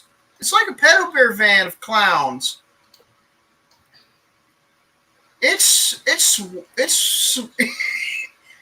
severely autistic, to say the least. Blink. Well, a lot of the issues when it comes to ovarian, PCOS and other things like that, a lot of the actual issues are usually species inappropriate foods. And those species inappropriate foods tend to be lower in iodine, lower in selenium, lower in zinc, lower in all the stuff that actually supports the thyroid, supports a whole lot of the endocrine system. And when you actually change the diet, actually a lot of this goes away and improves. How many women that are being put on a low carbohydrate or ketogenic or carnivore diet by a number of there's a guy down in Miami, I forget his name, but he actually did. He's one of those doctors that used to do a lot of for people that couldn't get children and all that. And he used to do a lot of IVF. That's it, a lot of IVF and stuff like that. And now he only does about 3% or 4%. Most of his clients get sorted with dietary changes. He basically puts them on low carbohydrate style diets, and these people basically are able to conceive children again. And it's the big joke in the low carb community. Make sure you're on if you or even basically in the carnivore community in particular, make sure you basically are taking contraception because you could end up pregnant. That and we're talking about women that are finding themselves in their 40s and even sometimes close to their 50s that are basically basically pregnant on a carnivore diet, and they are shocked. And I'm saying, why should you be? That's what used to happen in the past. Right. And yeah, it's interesting. I've seen a lot of like recent studies on mysterious cases of infertility being related to lectins. Yeah. Look, there's so many look, other people it depends on the sensitivity and the exposure levels and the capacity to clear certain things. Other people have got better capacity than others. It's a complicated issue, but generally speaking, the further away, the simplest way of actually saying it, the further away you move from an ancestral diet, the worse your health and the worse the problems start becoming. The closer you move towards one, it actually gets better. Now, how far one goes, that is the free right of that individual to decide how to run their life, how to run their body, and what to do to their body. But depending on that, they have to live with the consequences of what happens to their body. It's like I make the comments about, a number of things, and I say at the end of the day, if you're eating species inappropriately and you're driving up inflammatory markers, you will basically convert that arachidonic acid into prostaglandins and other molecules that deal with inflammation. It's not the things, they are just there to do physiologically what they are transcripted by your genes to do. Don't put the shit in there and you'll basically have higher levels of arachidonic acid in your system and you'll have no problems. Inflammation is not caused by arachidonic acid. It's caused by doing things that force this chemical messenger to basically then bring about the production of prostaglandins and other things to mediators to deal with the actual, inflammation you have caused by eating inappropriately. People have got the whole thing back to front, and this is what's happened in the past. That people have, gone to naturopaths and basically told them to change their diet and all that, and it doesn't work, and they just give them more supplements because basically they are just as bad as the allopathics that basically don't understand the physiology and believe and think in reductionist terms. They are just as reductionist as the allopaths. Yeah. And, it's all right if I finish one story up? Yeah. Go right ahead. The yogurt experiment was the one I want to finish up. Essentially, what happened when I made that, like I said, it had Hosholo extract, ginseng extract, and what happened, essentially, the lassi, I guess you could call it, that I made a drink out of it, I was high. Imagine a high, but hyperactive and easy to focus. But Luke, imagine this of me. Imagine almost being unbearable trolley. Imagine that on VC and make an embarrassment of you and some others in VC and a Warframe game. That's what happened to me that night. Now, the only thing I have issue with is the side effect you wake up with in the morning.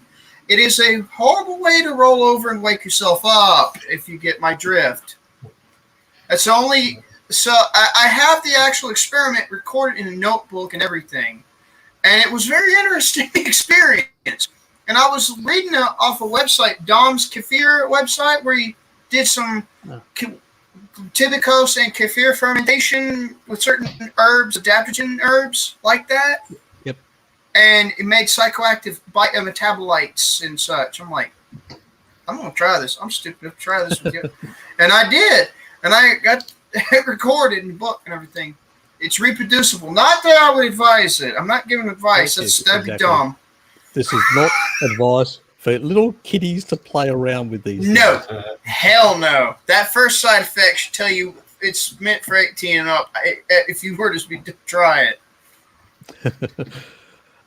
Look, basically, I would, because you're basically trying to get it to you should combine it with basically vitamin D as well, because you're actually directing this for your gut microbiome. You don't want to be digesting and all that. You want the gut microbiome to get it. And it's the reason why we use the Deuteri, that Swedish Deuteri, because we want to suppress things like C. diff and a whole lot of other pathogens, and then we want to basically feed the beneficial stuff to basically restore their levels so they can then suppress these things. So I do recommend not taking it with food. The B vitamins, they are water soluble. They don't need to be taken with fat, and you basically also should be taking them with vitamin D. Now, if you're going to be taking with vitamin D, you need a vitamin D with MCT or something like that, because that is fat soluble. But you can actually take it earlier. So I usually say to people, take it earlier, the vitamin D, get it in the system, get it to circulating to a certain level, and then basically take the and so you're actually supporting those beneficial bacteria. They're taking the vitamin D, and then they are starting to produce their own B vitamins and also exchange and take extras. And what it does is it actually speeds up the process. If you're on a species-appropriate diet, animal foods are very high in B vitamins. So in the long run, you will restore a good microbiome balance. But most people have got a lot of damaged, gut microbiomes because they've been on kibble for ages. And if you want to speed it up so you're not suffering for a whole year, and you want to basically do it quick within 3 months, that's the way to do it. But you've got to be very careful with pantothenic acid. It does store, and I have done a video with Bart on that. So that is a myth that it doesn't store. And pantothenic acid, if it gets too high, will create insomnia and a number of other neurological issues. So you've got to be very, very careful. I know that a lot of people, some naturopaths talk about 100 and 200. They're crazies. They've got no idea what they're talking about. I even basically say if you can find a B50 complex, which is even 50 or below the pantothenic acid, I'd basically, the lower the pantothenic acid, the better, as far as I'm concerned. If you can find one which is down to 25, even better. I don't like a whole lot of pantothenic acid in the system. The other ones, yep, fine. If things like niacin is slightly higher or riboflavin is slightly higher, I've got no problems with those two. But it's really the pantothenic acid where I've got an issue. I was going to ask, isn't yerba mate pretty decently high in pantothenic acid, I believe? If I'm not mistaken. What was that? Wasn't yerba mate a bit high in pantothenic acid, if I'm not mistaken? I think it is. I could be wrong. I just want to know. I'm not sure. I guess Luke typed it up. Okay. Just search for it. Yeah. So basically, that's how I would take it. Is that what you insert up your rectum, Blinky? It's a Blinky bashing day today. Oh, I'm having fun.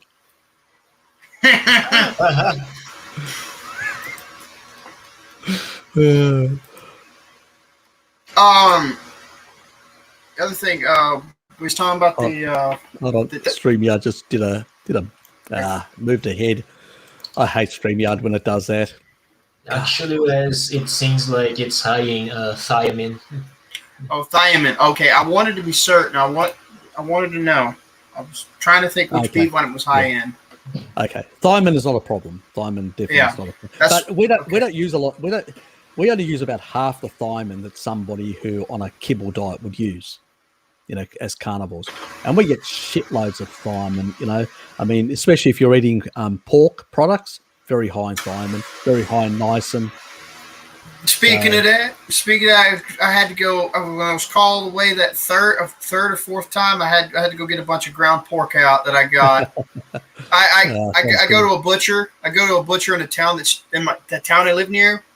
They have a butcher's area in their store. They have a general grocery, little simple store, but they have a butchery that sources all their stuff from either here, the pork or beef and poultry from here on our territory, Mexico, and Canada. There are 3, and that's all they source everything they get from, and I go there mostly. And they have some good deals. Get good quality stuff, that's good. And it's conventional. It could be mixed. It could be all the above. It could be any, but it's still a decent quality. And I'm not bitching. It's domestically sourced. I'm supporting the people. I'm not supporting the shafting of the JBS and other cocksuckers. Well, my actual bacon that I get is actually local from. It's about where I am now, right here.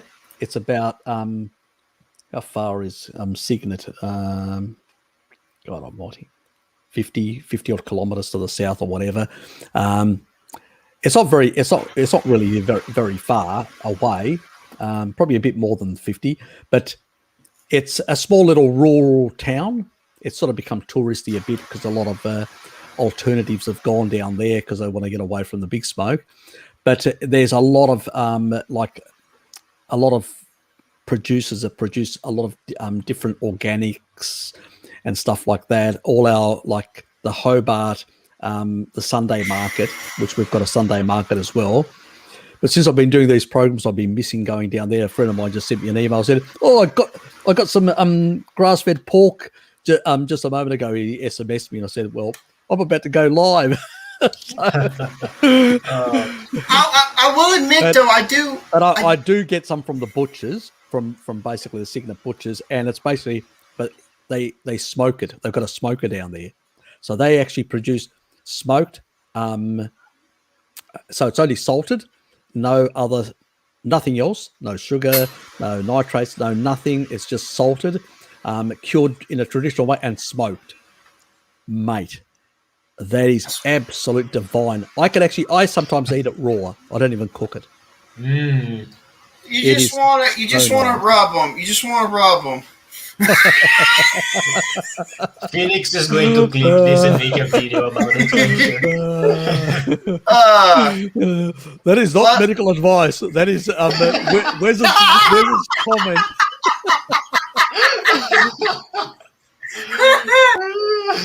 Boykers, you bitch! Don't make me have to swim down there. He's shit talking you bad now. Oh, I know. He goes on a ramble. I call him my Westie bitch. Son of a fucking bitch. Oh. I will admit though, if I do order out, I do have a bunch of fat from white oak pasture in one of my freezers.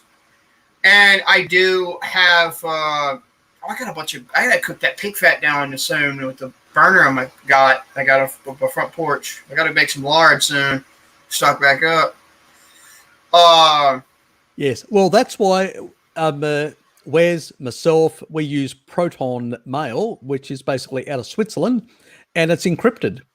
And whatever emails you guys send to me, which is private emails and all that, nobody can get to them and know what you've actually sent to me. And I value people's privacy. You guys know that. I mean, I've got emails from Frank Tofano and all sorts of people, and I've never shown anything because I value people's privacy. That is one thing I live by, that I value people's privacy.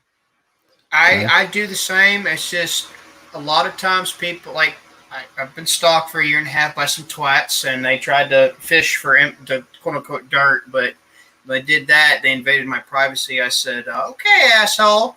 So I just dirt dropped just on people and I only retaliate.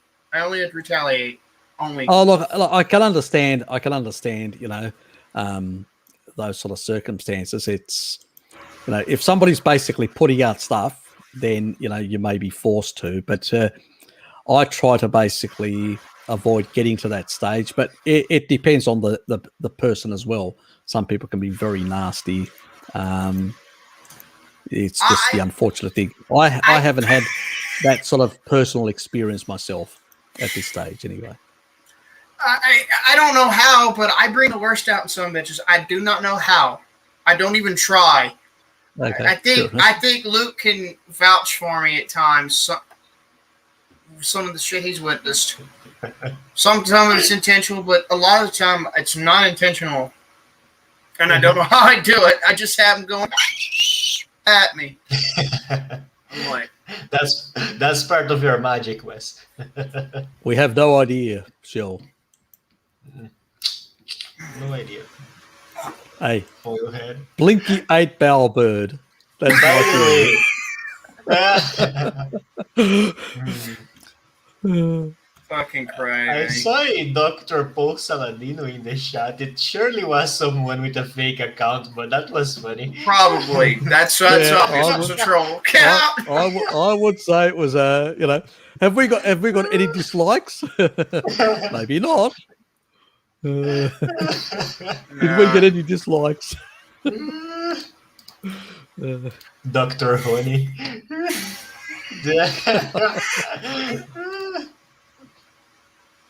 All fun and games. I don't know the guy. Do you know this guy, Michael Levins? Oh, bioelectricity. I've heard of him recently, Hey. actually, because I've been investigating this, but Sorry. Give me a sec. only a little bit. Yeah, not a problem. Yeah, I haven't heard of him either. I'll look into him and find out what he's all about. Where's have you heard about this guy, Michael Levins? I think he's got his audio. Yeah, he's not connected.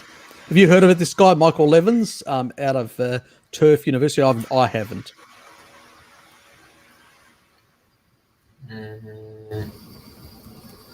Probably not. You still with us, Wes? I muted myself. So, Okay. Don't you just love it when someone just comes up, starts hollering, and then they just walk away? You can't hear fucking shit when you have to take by the time you take your earphones out. Yes. Hey, Wes. me off. Hey, Wes. You didn't eat carbs, did you, this morning? That Wes struggle is part of the reason why it took me so long to join the That's on live the stream. show. But it was because I was back home and This I would go is through one the of same my average problems. snacks. Oh, Sardines. Nice. nice.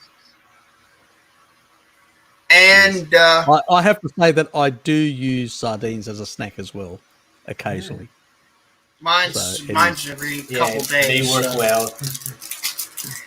And sometimes if I want to eat something salty, but I don't know what, I just I can tell you how lucky I am living in Hobart, because it's we've got the Southern Ocean and then Antarctica from there, very clean, pristine waters. I'm about 5 minutes walk from the waterfront from my work. 5 minutes walk. 5 minutes. I literally go down there and I will literally buy.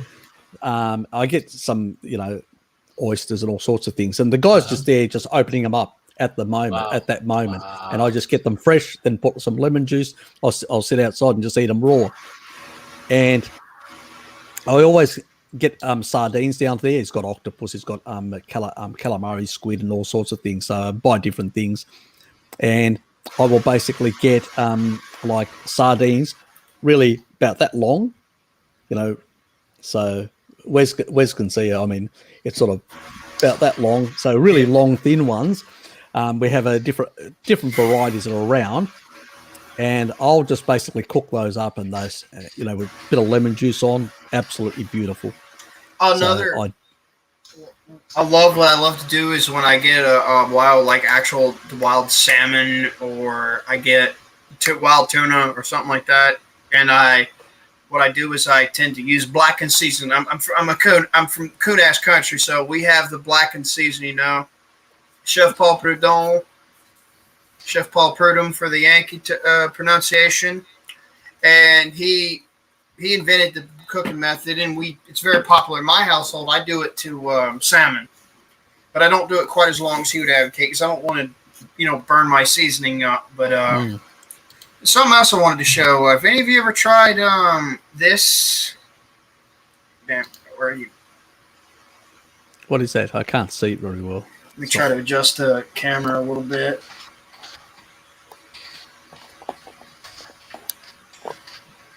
Oh, nice.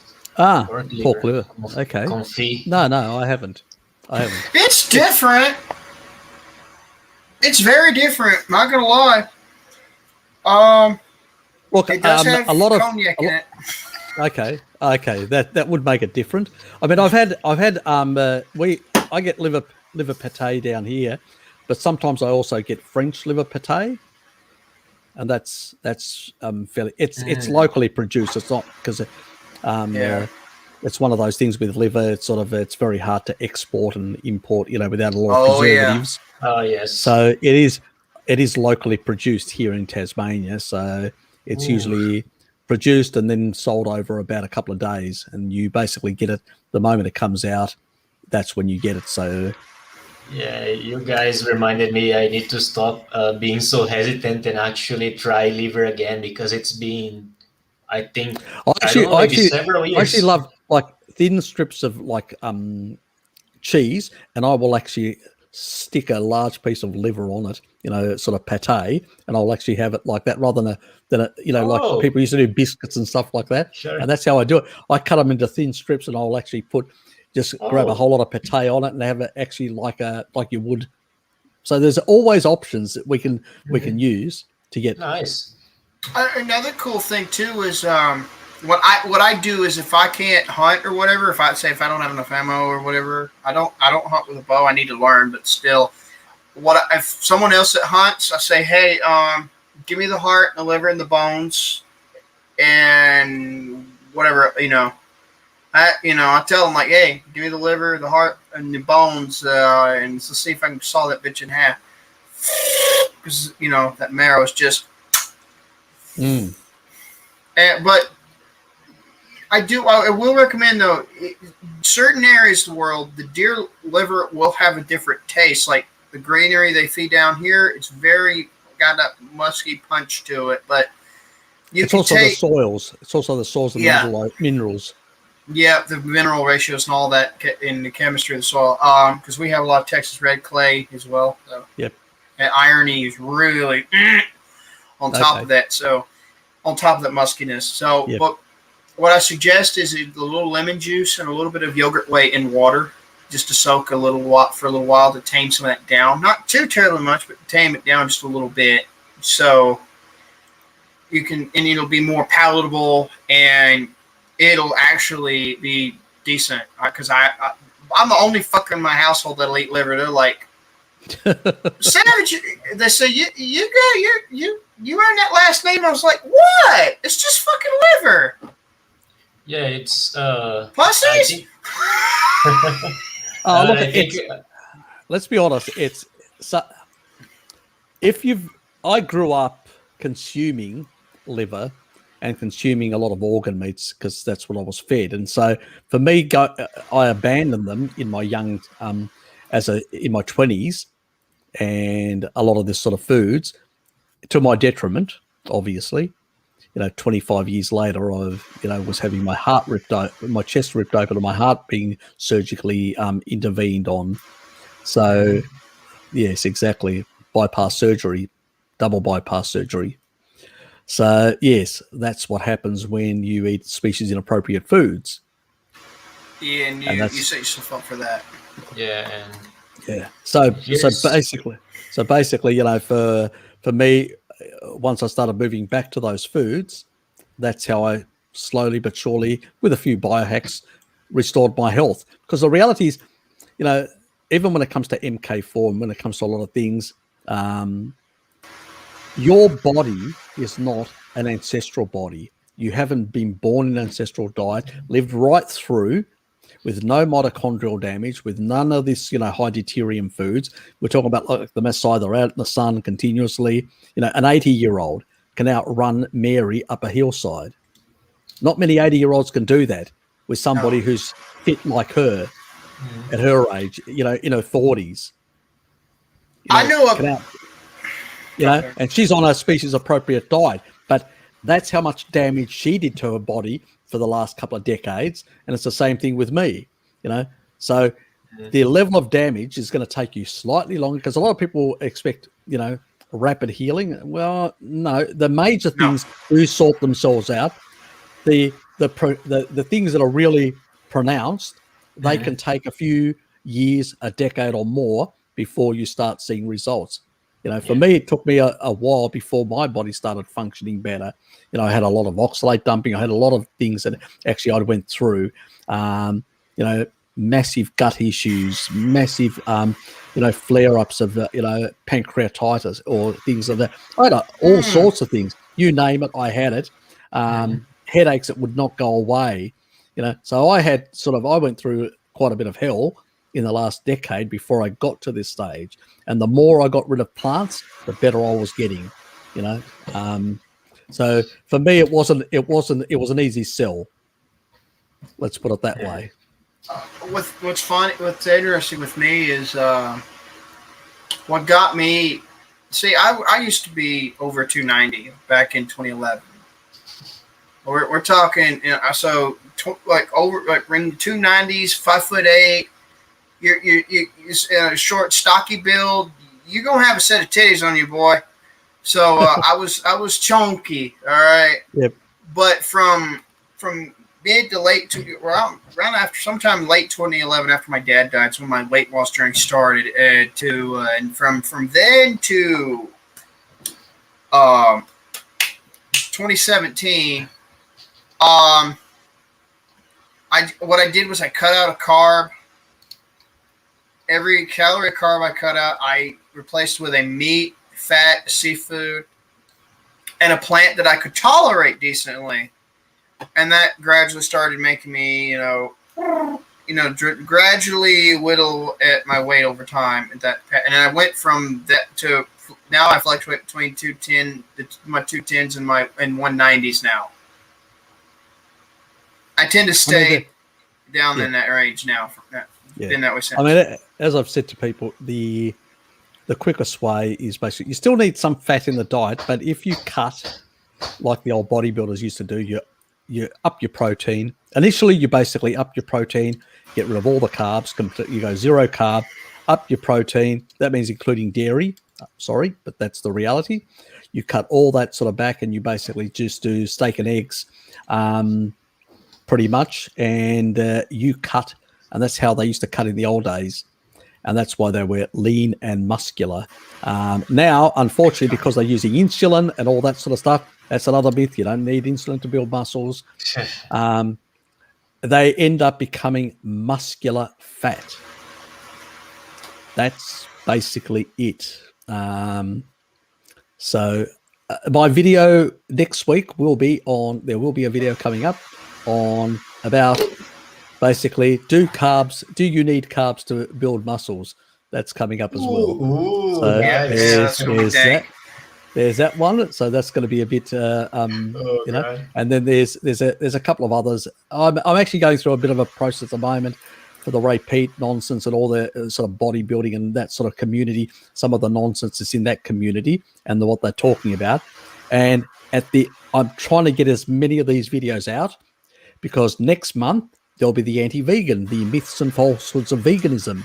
And we'll be going through all the different myths and falsehoods. And I'm going to make little videos which will cover all the different myths and falsehoods and tear them a new arsehole. And then once that's out of the way, I've got for July some other stuff that I'm going into that I don't want to talk about now. And then in August, I've also got planned to hopefully do some of the quantum biology stuff as well, but it won't be purely that. It'll be on that. I'm just designing it at the moment, trying to work out how to do it in the most simplistic way. So at the end of the day, if people can't understand, it's useless doing it. So I'm trying to put it together. It does take time to plan these things, unfortunately. It's just the way it is. I've got this one of Lukey's I haven't actually put on. Yes. Yeah, that's how far behind I am. But that's normal. That's normal. You should know that, Lukey. That's absolute normal. Yeah, business as usual. Exactly. We're always behind. That's what happened to me. And that's how I lost the weight that I kept off since then. And there was no caloric restriction there. In fact, I probably ate more calories than I started out eating. So there you go. Yes. Get that mammoth. I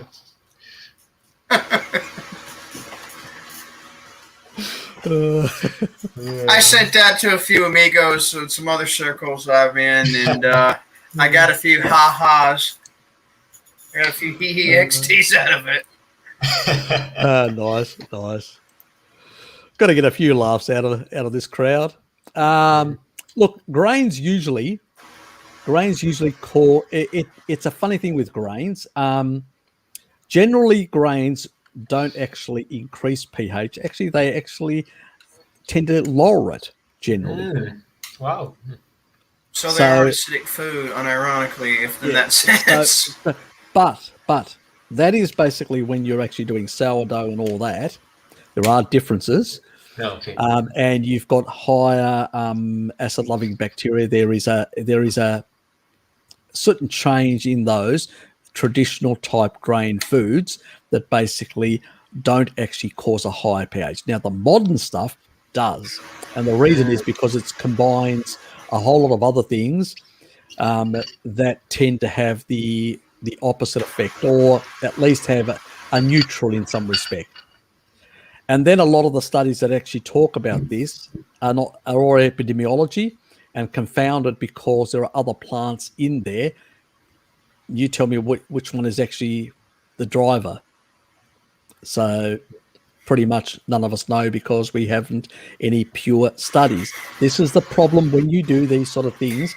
You can't really ascertain, is that food really causing that effect, or is it some other aspect? It's a bit like, remember, when they talk about cancer in rats and they give them all these different chow, and then basically it's just full of seed oils and refined sugars, and they put a bit of lard in there and they say, oh, it's the lard causing the problem. And also when the rats, the lineages of the rats themselves tend to be cancer prone as well.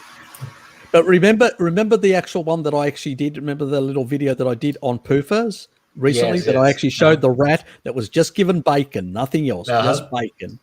And it actually was protective. And this wasn't even quality bacon, just standard supermarket bacon. And it was actually protective against the inducing of cancer. It was actually, they gave a cancer compound that actually would induce cancer. They fed a chow, they fed other meats and stuff like that. It was only the bacon. That means basically showing that salt and pork in combination actually can be slightly protective. And people wonder why I ate bacon like a lot more than I used to. I'm like, one, it's fucking delicious. Two, Exactly. two, it's smoked pig. Three, what are y'all, pussies? Yeah, but I have to say, like, I know that a few people watching must have heard this before, but some nutrition influencers, they'll say that it's not worth doing a carnivore diet if you can't get only grass-fed and pasture products. They say that you should eat something like maybe white rice and wild-caught fish if you don't have access to properly raised animals, but Look, that's like a load of I'll be covering this Jared, in a future video. So explaining some of the nuances. There's a lot of when skin diseases and stuff like that and issues, there's a lot to do with the matrix metalloproteinases. It's for a video. Let's put it that way. Fat soluble vitamins play an important role, but I'll go into all these sort of things. It's a bit more nuanced. Don't want to give too much away. So that is for the future video. Yeah. If the thing is, well, low salt isn't a good thing. Let's put it that way. but for a lot of reasons. also low meat, because meat actually also, it's not only the salt. Salt helps with the proton pumps, the chloride part, but there's also the issue of the actual amino acid profile that comes from an animal food that induces. It's like there is genetic, knowledge on the part of the body that knows that when you're eating this food to lower pH. Surprising, shocking. But when you eat a species appropriate diet, the body responds appropriately to digest it. Weird. Funny that. Yep. And the other thing I was going to say, if you want, I use when it comes to beef, I'm able to do. I do like my basic pattern's like a poverty paleo diet kind of thing when I do the animal food purchases, but then I can mix a little when it's flexible. They do have a grass-fed, grass-finished, say at Wally World. they do have actual origin from Iowa and up north states. You know, aggressive beef, and I tend to get the 80-20, although it'd be nice if they had the 70-30-27 in my part, because that'd be fucking cheaper, and I get it. And I tend to, bit by bit, phase it in when I can make it flexible. And if I have a bunch of stuff saved up, then I'll go order from, say, White Oak Pasture or Slanker's Farm, for instance. And then I'm kind of wanting to get me some Braunschweig and some shit like that from Slankers, and the bison sausage with the peppers in it. Because So there we've got another person with medium chain triglycerides, but this one is the main one that I did want to cover.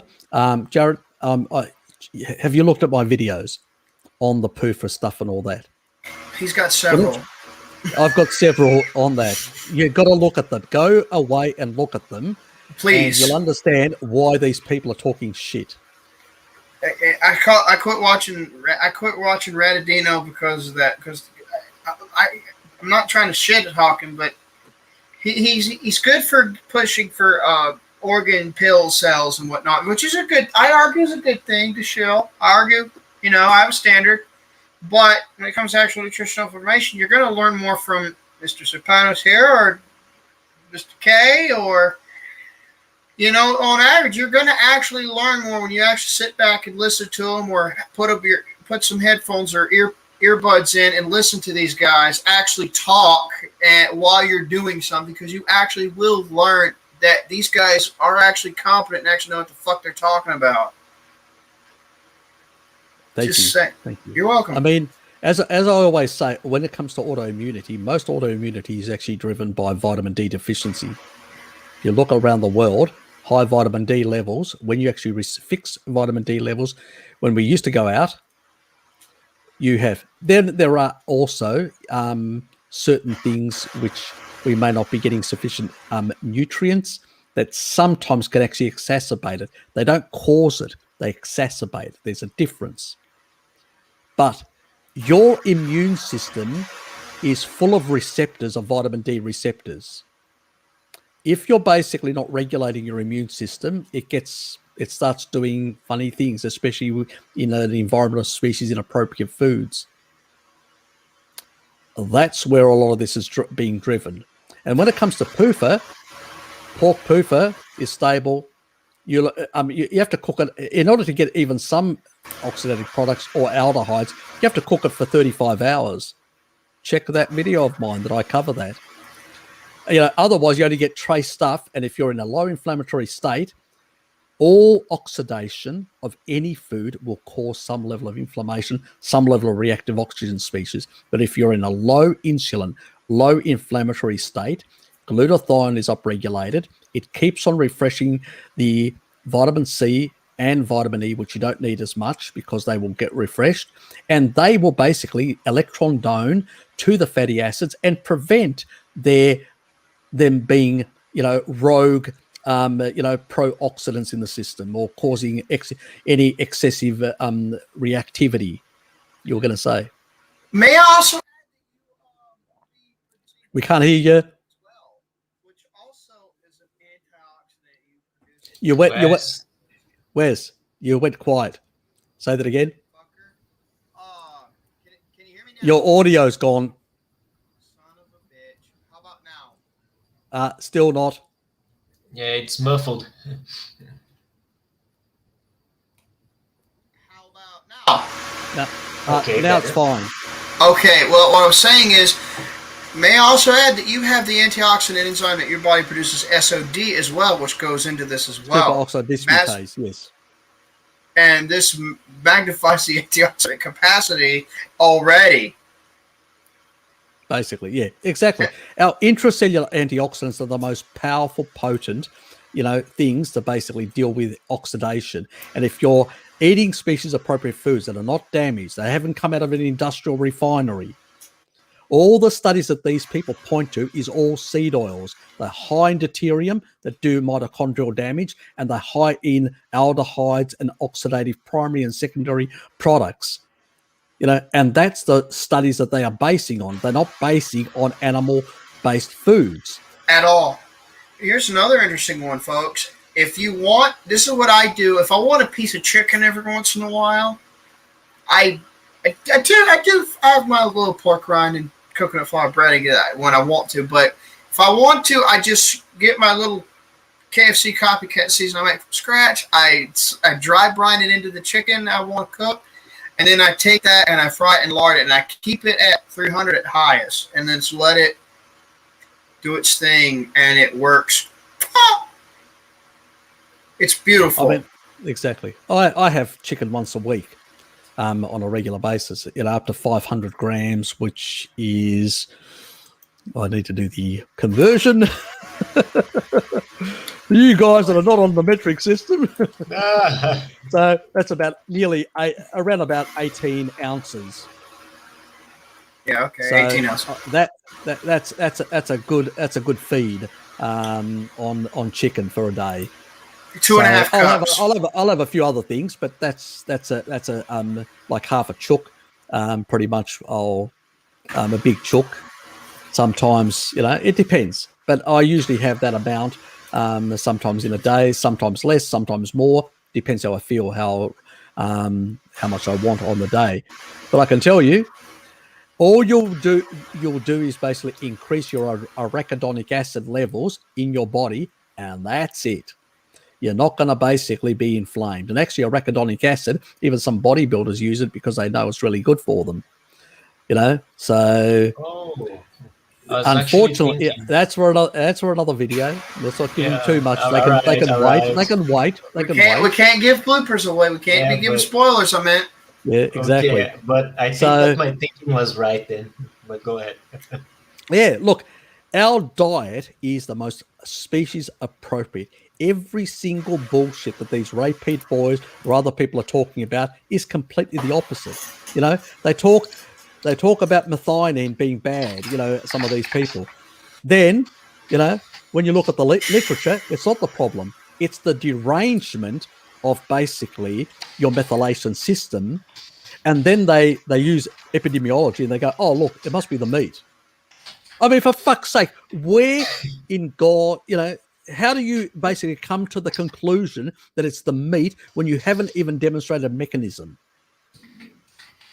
These people don't provide mechanism. They just basically talk. If they want to produce mechanism, they literally have to feed somebody just meat, nothing else, and then demonstrate a dose dependent. That is what the Bradford-Hill criteria specifies of epidemiology. That basically, if you increase something or decrease something, you should get a dose dependent change in the directionality of the actual line. If you don't, it means that basically it is an associate. It's just basically an association and nothing else. No different than ice cream sales and shark attacks. It's just an association. It's not causal. That is what they never do. And as far as I'm concerned, when you don't do that, you're a fucking crackpot and a charlatan. Simple as that. And misleading people. Oh yeah, dangerous. So that's why. At the very most, if you really wanted to live that like the plant heavy style lifestyle, may I at least suggest some fucking eggs, some fucking dairy.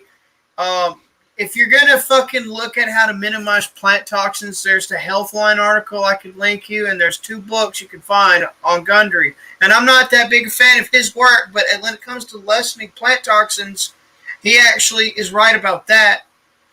But everywhere else, and eat some fucking bivalves. Eat some fucking bivalves. That's that right there.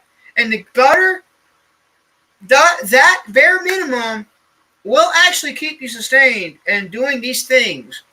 And you can actually trump the vegans, if you will, and the word, so to speak. And you can actually lessen animal deaths than they could. I've said to people, which is nonsense, but anyway, I've said to people that if you really want to be more plant-based, even to people like that, I say, well, do raw dairy, low lectin plant foods, but do more eggs and dairy or crustaceans if you don't have a problem with that. And you can still get a lot of nutrition, especially minerals from crustaceans. Oh, hell yeah. And mussels And the and stuff like that. And the EPA, DHA as well, because they do carry a decent amount of it. They do. So you're not going to have any problem whatsoever in that regard. So it's, as far as I'm concerned, it's a cop out. Why? And unfortunately, a lot of people are just sort of succumbing to junk food 2.0, which is basically all the really heavy, processed, rancid oil, fake meats. And we're going to see major health issues way beyond what we've seen now. You think things are bad now? If more and more people, especially the woke middle class, get bullshitted into giving up meat and actually transitioning more to these plant-based pieces of garbage, which is basically what it is, we're going to see an even higher escalation in the current health problems. It's going to be catastrophic. And then these motherfuckers that peddle this shit should be buried under a prison. I'm not going to be graphic here because I don't want to get you in trouble, but I don't care how you put them under the Dale, but put them motherfuckers under there, period. Look, exactly. They are criminals of the highest order. And they're getting away with it. These people are not ignorant. They basically, a lot of them are well paid. As far as I'm concerned, they are really scum of the earth. I'm not trying. Due to the fact that they actually dehumanize those of us who actually know better and actually challenge, actually say, where's the science? Why are you saying this?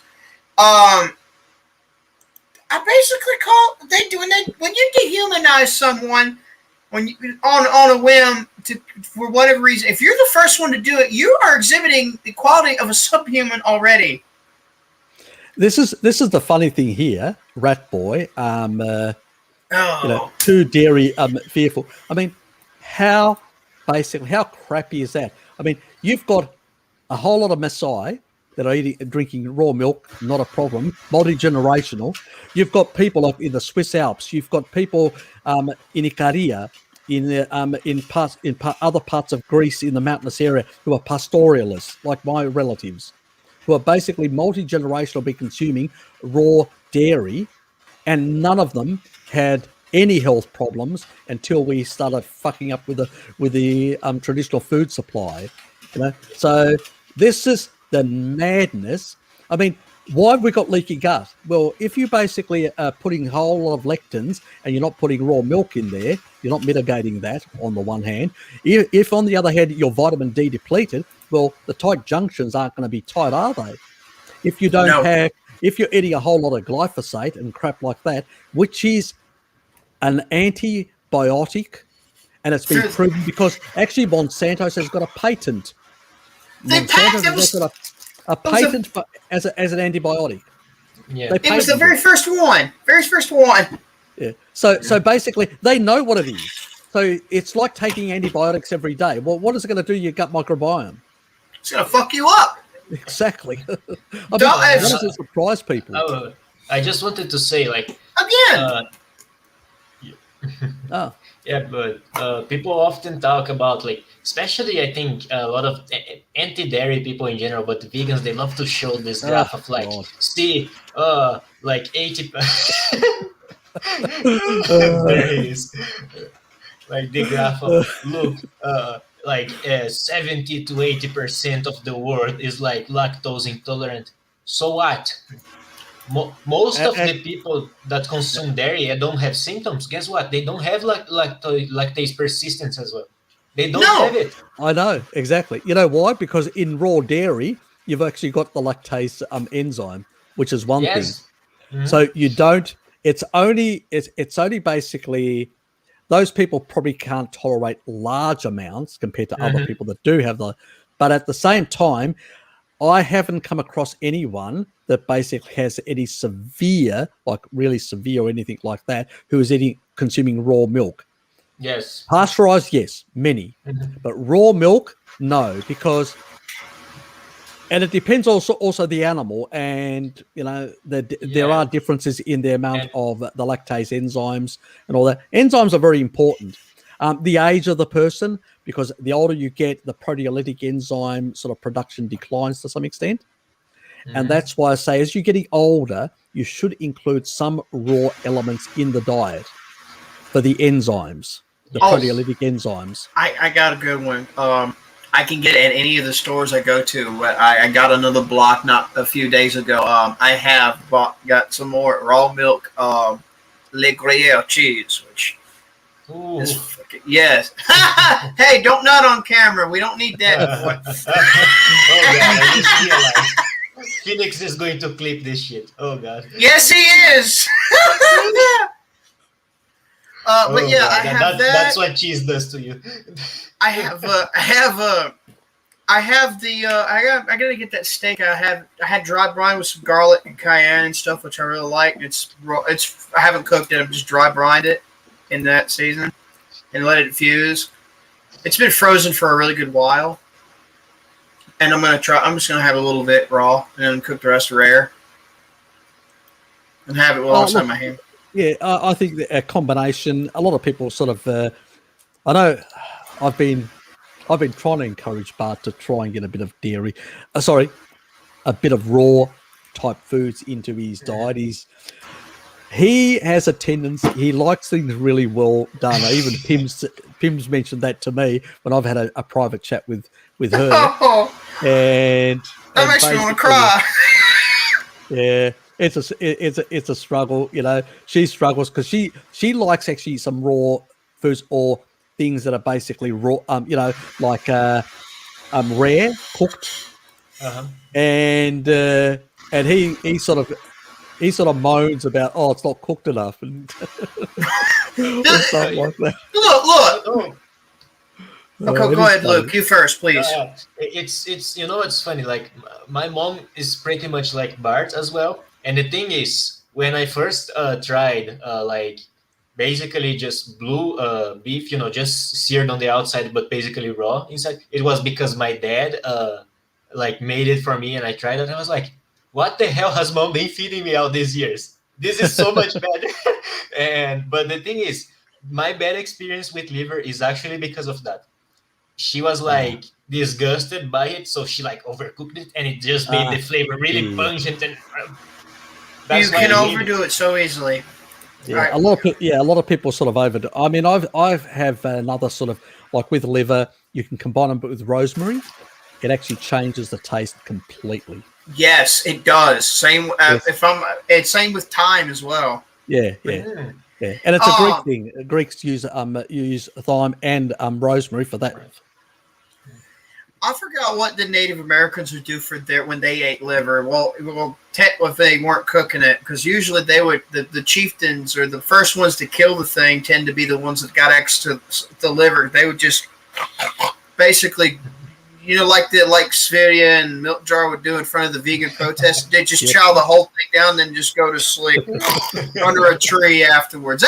And that was for thousands of years, But I'll just reply to John. Yes, it's a fat soluble vitamin.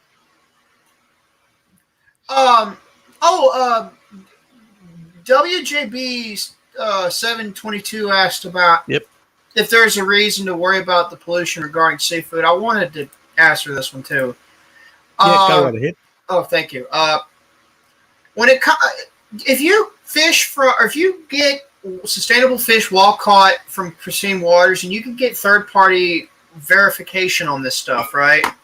All over the place for it to find, and you can find out for yourself. You can do it, and that should be fine. And when it comes to bivalves, it depends on where they're fished from. Most of our bivalves, which is a blessing to me, are farmed, and they're nutritionally pretty much the same because they filter feed microbes and microalgae to get all that nutrition anyway, and phytoplankton and zooplankton stuff. So they filter feed that out of maintained and cleaned on a certain basis bivalve ponds in the same way they would out in the ocean. So how you get it when it comes to wild caught sustainable fish seafood, where the waters they're caught from, matters, and if it's bivalves, you could easily go to farmed and it'll be just as good, from my experience. Yep. So Look, yeah, a lot of people don't realise that. Even with the mercury side of things that people bring up as well. I've done a video it's way back, a very early one, which discusses selenide. Selenide is selenium, but it's a modified version of selenium. And what it does is it is a chelator. It actually binds to mercury and gets it out of the system. So if you've actually, and this is if the actual animal, the fish is high in selenium, and the ratio of the mercury to selenium ratio is low, you check that video. It's quite back. It's something about mercury. It talks about seafood and mercury. Basically, if it's that, you've got enough selenium to bind and get rid of it, so it's not a problem. So, see, I'm already safe, bitches. Yeah. That's just a couple. And sardines and stuff like that tend to have higher selenium as well, which is good. Same with yellow fin and skipjack tuna. They sell as chunk light. Precisely. Same with. Yeah, I use yellowfin tuna as well. I like yellowfin tuna. Oh yeah, I got a couple steaks in there. I don't know if I want to lightly grill it or if I want to tartare it, make it into tartare. I'm not sure yet. Really not sure yet. It depends.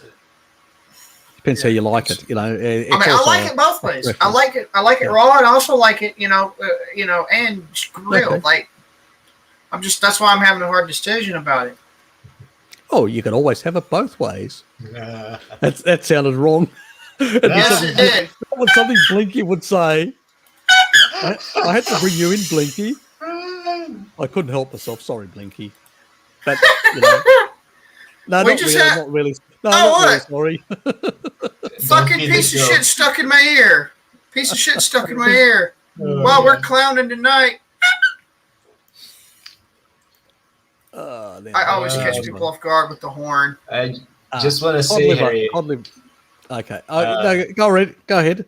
No, I just want to say, I think I want to log off in a few minutes. The sleep is getting to me right now.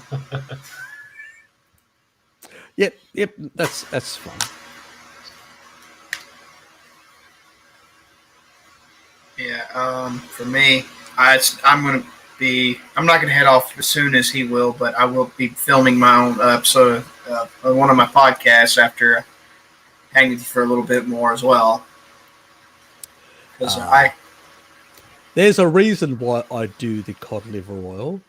There is a bit more extra retinol, and there is a certain effect of uncoupling that takes place, and a certain effect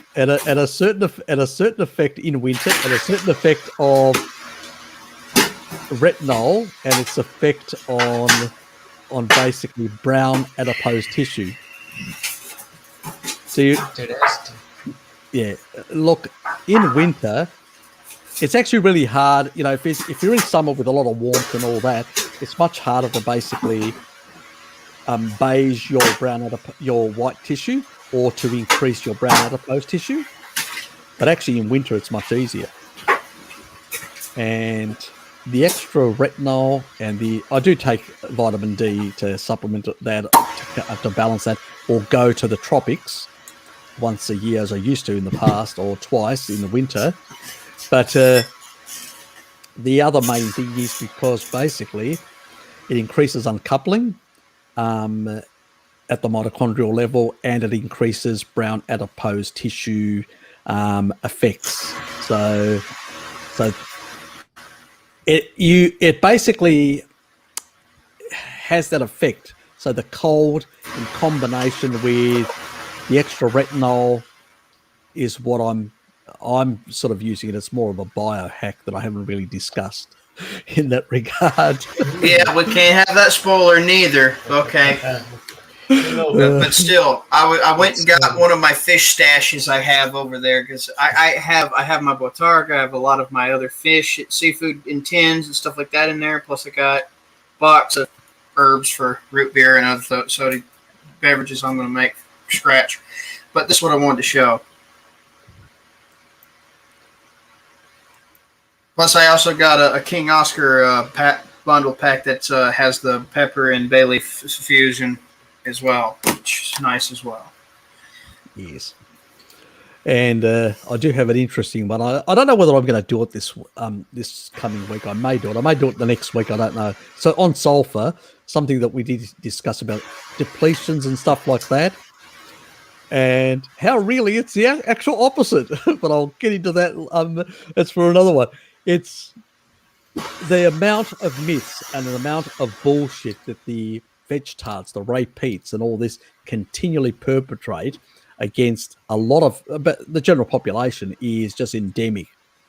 There's a lot of them. I'm just going. I've got a list of things I'm going through and just basically blowing away all the bullshit. So you guys can go, oh, you hear that? You go, no. Have you seen this study that Harry's talking about? You know, you guys are talking shit. And that's Exactly. what I want. I want ammo. They won't debate me, the assholes. Whenever I go, you know, they just ignore me. Like Robbie, he ignores me. You know, basically the other Russian, that jerk off, Georgy Blinkov, or jerk off as I call him, who's losing. Yeah, he basically ignores me as well, and a few others. So I don't bother with them. And even I tried to, as I said, when we were talking, I even tried to drag Bart in because they didn't know him in those early days. They didn't know about him, and I thought, but they must have checked, did a Google search, saw who he was, and they go, nah. Oh, we're having technical problems. We can't bring you on, Bart. What a load of bullshit! Bullshit. You know? Exactly. They just didn't want to debate with him, and he was willing to go on Robbie's basically channel, not on his or anything or a third party, on his, which Robbie, whenever he wanted, he could basically disconnected him if he wanted to. You know what I mean? You've got no control. You can be muted. You can, all sorts of things can be done to you if you're on somebody else's channel. But Bart was actually willing to do that and debate him, because he wouldn't debate me. So, but even then, but it just shows that these people have got no real credible arguments. They can't even debate. You know, I always say, if you've got such strong arguments, and when you pin them down, you know what they say? Oh, you know, this they talk about reductionism. Oh, this pathway seems to show this, or here's this that shows that, and you know, it's the likelihood that it's this. No, you've got no evidence. You're just talking shit. When you pin them down, at the end of the day, they start maneuvering, a bit like the vegans do with their arguments. They maneuver or come up with some other spurious. Then they go to ethics and all sorts of things as a mystery. They have no foundation. They're just like the far left. They have no foundations. They have no ethics. They have nothing. They have no foundation. That's putting it politely. I know, because they argue just like the communists, the corporatists, the fascists, the unironic nutsucks, as I call them, the Hitler fans. I'm very much a centrist in my, you know, an eclectic centrist, as I call myself. But I basically believe in direct democracy, so I'm a completely different than most people out there. When the Greeks liberated themselves from the Ottoman Turks, we nearly achieved some level of direct democracy, like the Swiss have some level. But unfortunately, at that stage, our rebel leaders, and many of my relatives fought with the rebel leaders, basically were imprisoned. The people that liberated Greece were actually imprisoned. Kolokotronis and Karaiskakis. The two. Karaiskakis was another general that my great-grandfathers actually fought with. So they were basically captains of his military forces. So they were officers of that army that was run by Karaiskakis. So there were two main big rebel armies. But I know what the elites were up to, and they actually brought Orthon. They actually assassinated the prime minister and actually imprisoned the rebel leaders, and basically brought some German king Orthon from Bavaria to be imposed on us. You know, yeah. Tell me about it. And then when they started losing the war against the actual Turks, they actually brought out the actual rebel leaders to basically, save the day. Fucking ridiculous. See, I'm an eclectic libertarian. I'm just a very staunch libertarian at this point. I don't know. I know Bart K has admitted he's a libertarian. I'm not really a libertarian. I'm in the economic sphere, but in the general political and social sphere, I am. So I just basically I don't think that because the whole reason why you get corporatism is because you've got less regulation against the actual mega beasts. That's the problem. That's where I see that ideology fails. You know, well, that's my only. And Reaganomics, which is a far more. I don't agree with that really either. Well, that was actually a version of that deregulation and all that, and that actually what built up the corporate culture, the big massive corporate culture. So that and low taxes, because the higher taxes on corporates in the past actually prevented the corporates from crowding out the middle classes. Well, so my view's a bit different on the economics. You know, I still believe in markets determining pricing. I don't believe government should. Don't get me wrong, but I also believe that capitalism is an imperfect system, like every other system we've created. And the only way you can prevent corporatism from basically emerging is by regulating it, keeping it under control. And it's not going to happen any other way than unless you actually have antitrust laws and a whole lot of other things. That's a long conversation to go into all the nuances.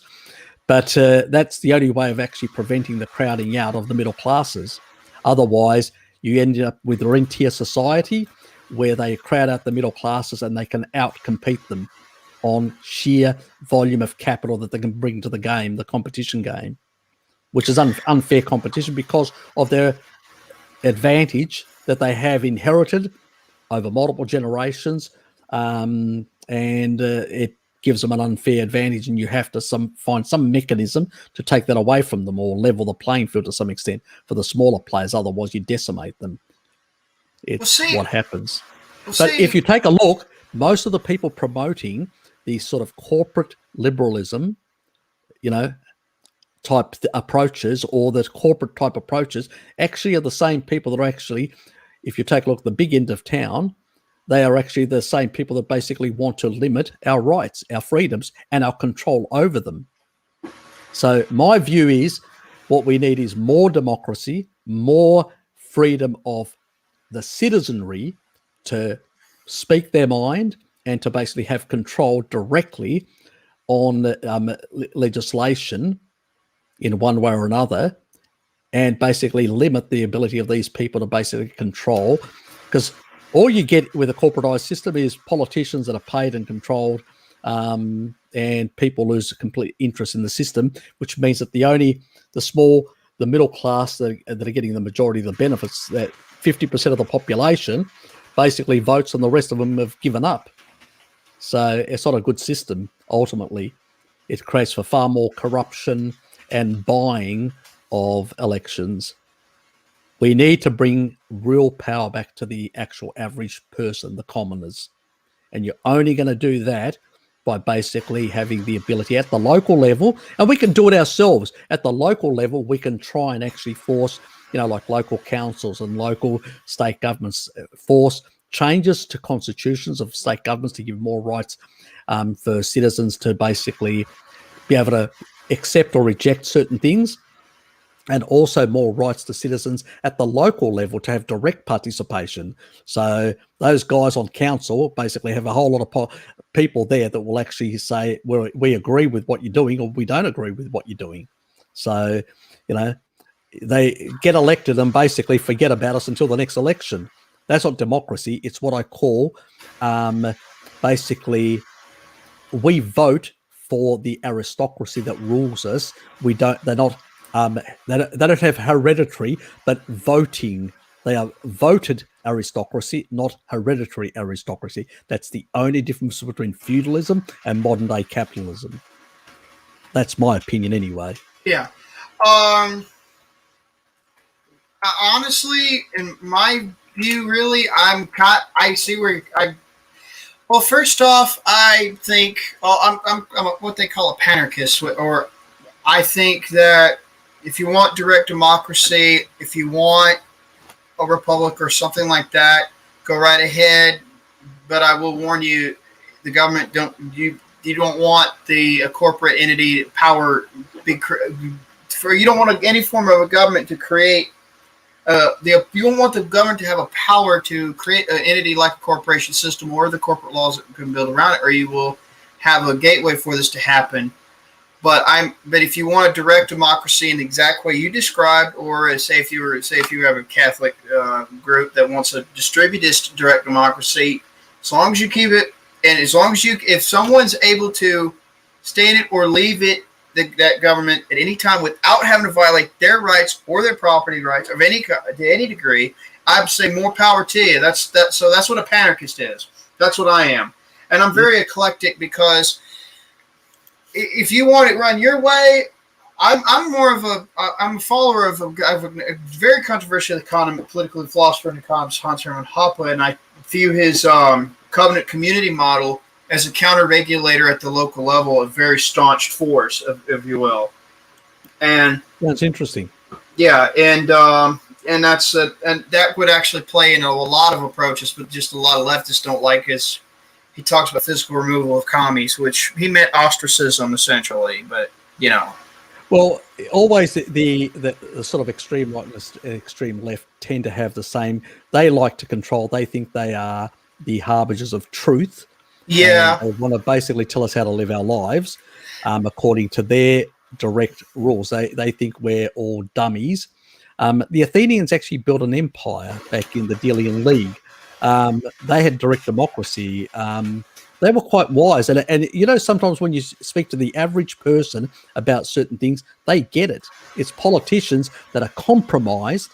They know they're wrong, but they keep on pushing a position is because they are compromised. You know, most people know what's right and wrong.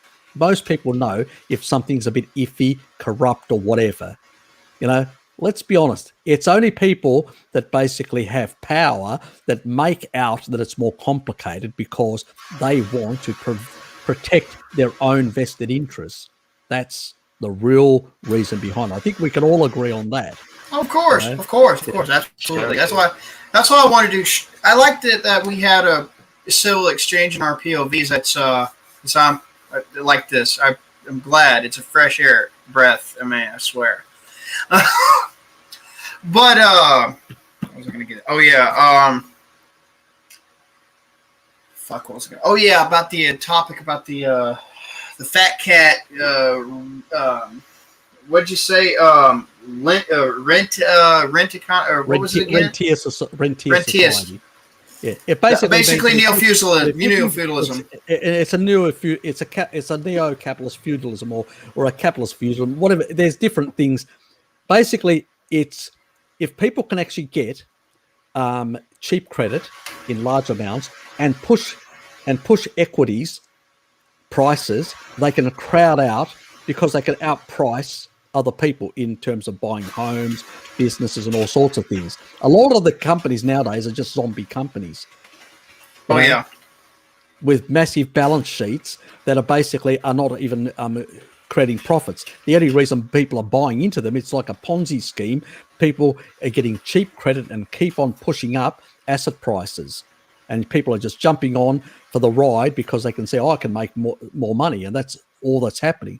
But ultimately, a lot of it's not underpinned by real actual value of intrinsic nature in terms of goods and services. It's just basically cheap credit, and the supply and demand of that money supply, plus that people have got nowhere to park their money, and so they need somewhere, and they find basically equities that are booming. That's where they're going to put their money. They're just taking risks. There's a whole lot of them out there. But what it does is it undermines the capacity for the general community. It becomes poorer because their wages have depressed. There is no real demand in the economy. Everybody's up to their eyeballs in debt. Government, corporates, and citizens, and central banks too. And exactly, and central banks now. All they've got now is the only thing that's left is the reserve. There's actually some IMF, the sort of reserve type sort of type of it's you can't. No, it's not a. These are sort of funds that the IMF can actually dish out, and it's basically something that all governments around the world have sort of agreed to, these reserve funds to be used at a crisis moment. But obviously, you know, the countries that are basically have got the biggest say is obviously the US and a few others. But even the US, even if it actually went and actually pillaged the IMF of all those reserve funds, at the end of the day, it just wouldn't be enough. No. It just would not be enough. So the reality is, you can see, look at the long-term bond rates, they're going up. It's quite clear. What we're heading is for another crisis. And I actually said this about a decade ago. By 2025, we are heading for another 1929. Not only that, but to try to... That was my prediction a decade ago. And I think I'm on mark on that one. Oh, yeah, I don't disagree. What I was also going to say was the biggest problems with the central planning systems that try to what did you say, rentier? Rentier. Look, rentier. Look, let me put it this way. I don't think that necessarily, because even before we're on a gold standard, even before we're on different things, capitalism itself is basically an imperfect system. All the systems that we've created us humans are imperfect. I don't believe in a perfect system. I don't believe that socialism is perfect. I don't believe that capitalism is perfect. I don't think feudalism. It basically had its utility for a certain period of time and then basically collapsed, you know, under its own weight. The reality, that's what I was going to say. All systems that we've created are basically, you know, we think we're like gods. We're not. No, we got far too much hubris. Yeah, exactly. And our hubris is what gets unstuck. The difference between older... See, a lot of people talk about, you know, you can get economic equilibrium. They learn all these stupid models at university. Waste of time. That is basically a barter-based system. That's what the Romans worked on. And even the Romans, when they started issuing more currency against that barter system, it collapsed. Again, creating inflation and all that. That's the thing with all these Keynesians, post-Keynesians, new Keynesians, neo-Keynesians, monetarists, modern monetarists. They're all repeating what Rome did. They're just adding newfangled bullshit jargon on top of it. Basically, they pissed me off with this. That is basically it. And the other thing is that there's a difference between capitalism and those systems. Those systems basically, the reason why those systems never grew to such an exponential rate like today's capitalism does, there's a difference. Those systems were underpinned by a certain level of, you know, wealth that existed in the society, real tangible wealth. That means the currency was built against that, the goods and services that you could produce. Commodity and property currencies. Exactly. And also how much, you know, precious metals you could actually find and extract. Like in Lavri or Athens, actually found silver mines that really helped them basically build an empire. That is basically part of that sort of system. We still are taught a bit that, but that's wrong for the modern world. Capitalism works basically, credit always precedes production, not the other way around. Under a commodities-based system of the past, production comes first. And then you realize a profit and you realize, you know, it's a very different thing. Our system, the reason why we have modern banks, the reason why we have a credit-based system, it actually emerged out of the sort of mercantile capitalism, the early days where Venetians and others needed to find a way of actually creating like an insurance policy. So they needed to basically create an insurance policy. And so in that way, they needed to have some way that somebody would underpin it. So they had to create a credit-based system, a banking system. A lot of the actual very wealthy Venetians had that banking system. In Europe, it spread for other reasons, is that basically as people were forced off the land, the feudal lords got rid of them and started, like in England, for instance, in Scotland, there was more money to be made from having, you know, pastures of goats and sheep, in particular sheep. So you get rid of all these people off, but you still need somebody to basically do some of the work. So what you do is, who has all the money? That lord that lives in that part. So what they did was they started finding that one of the smarter. This is how the early capitalists emerged. One of the smarter. See, before banks existed, the feudal lords were the first bankers. Another thing that most people don't know, or the ex-feudal lords. Well, And yeah, they basically provided the credit to these people to basically run a business, employ a couple of others, and they really lived in abysmal. Even the early capitalists were living in abysmal conditions.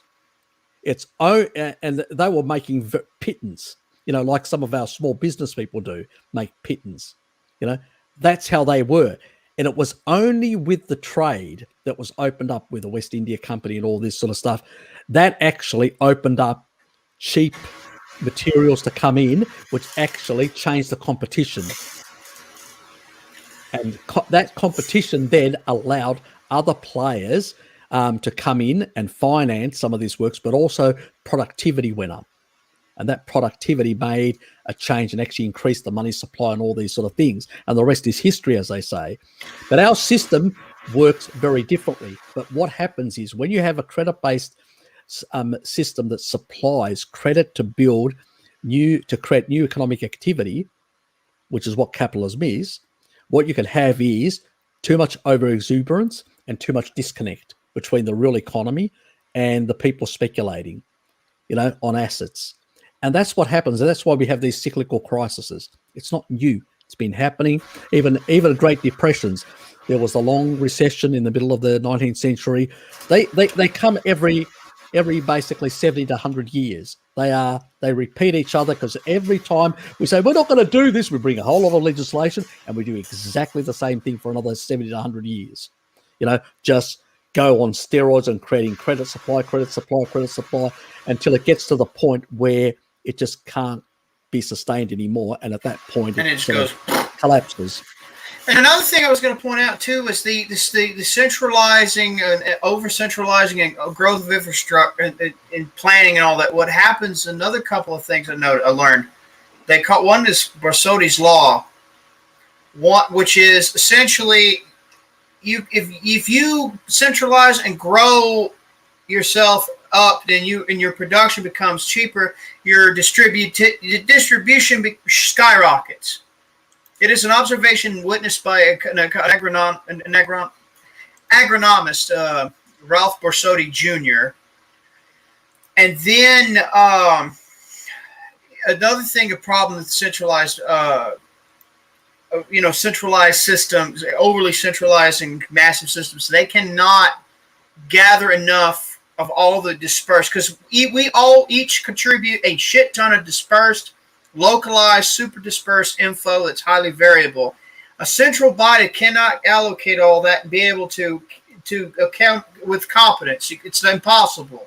The other thing is the economic calculation required. Let's just make it simple for the boys and girls out there. When you complicate any system far too much, it becomes less manageable. It becomes more unstable. And growing and centralizing the hell out of it is a series of complications in that very sense.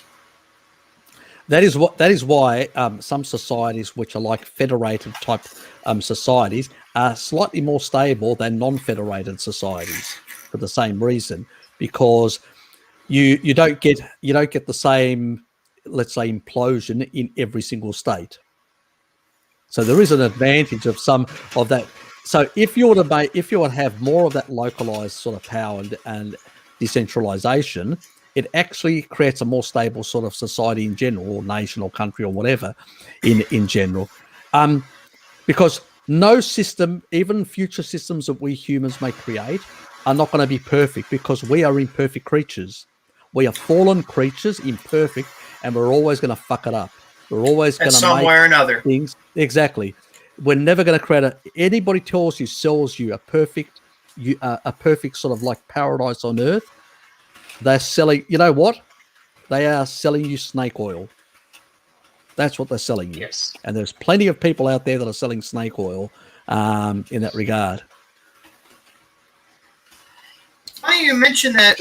Funny you mentioned the commodity monies and stuff. I'm actually an advocate of commodity monies as well as property-backed paper money, like Lysander Spooner advocated in the bearer share money concept. The political economist, and engineer, and physicist Paul Birch died some time ago. Talked about too. Really interesting concept too. You know what the other biggest problem with our current situation is as well, because we have governments and central banks, we can keep the whole thing going longer.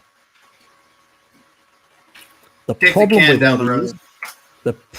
with that is that it becomes bigger than what it would normally become as well. So when you have that, are you going? Are you? Yeah, I think I need to go, Harry. I'm at my limit. I'm about to pull the plug as well. So anyway, see you, Lukey. Thanks for being here. Take care, mate. Oh, you're welcome. Joy to be here once again, and thanks for everyone as well in the chat. Stay well. See y'all later. See you, mate. Take care, Luke. Bart said the I study linked you was this done stuff in on the chat if you fibre ever wanted to check out of it. Yeah, that sort of thing. Yeah, that's Paul Mason.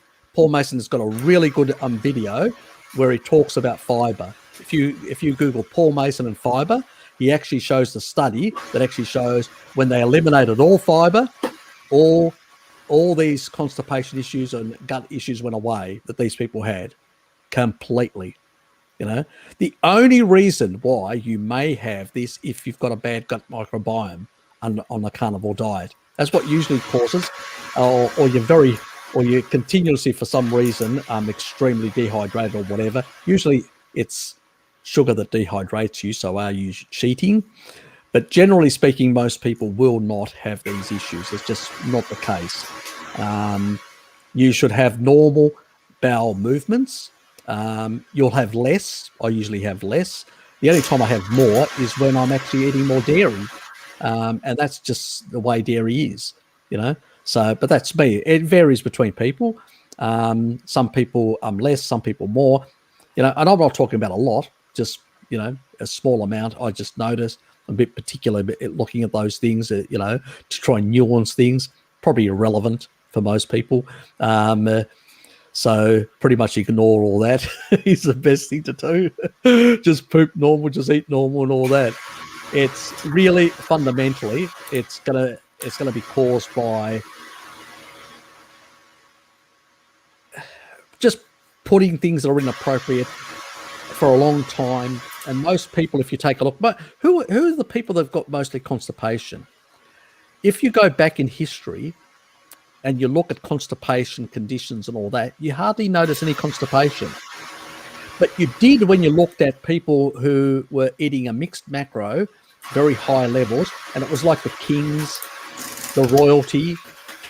Their physicians described constipation amongst the royals and people like that. And what were they doing?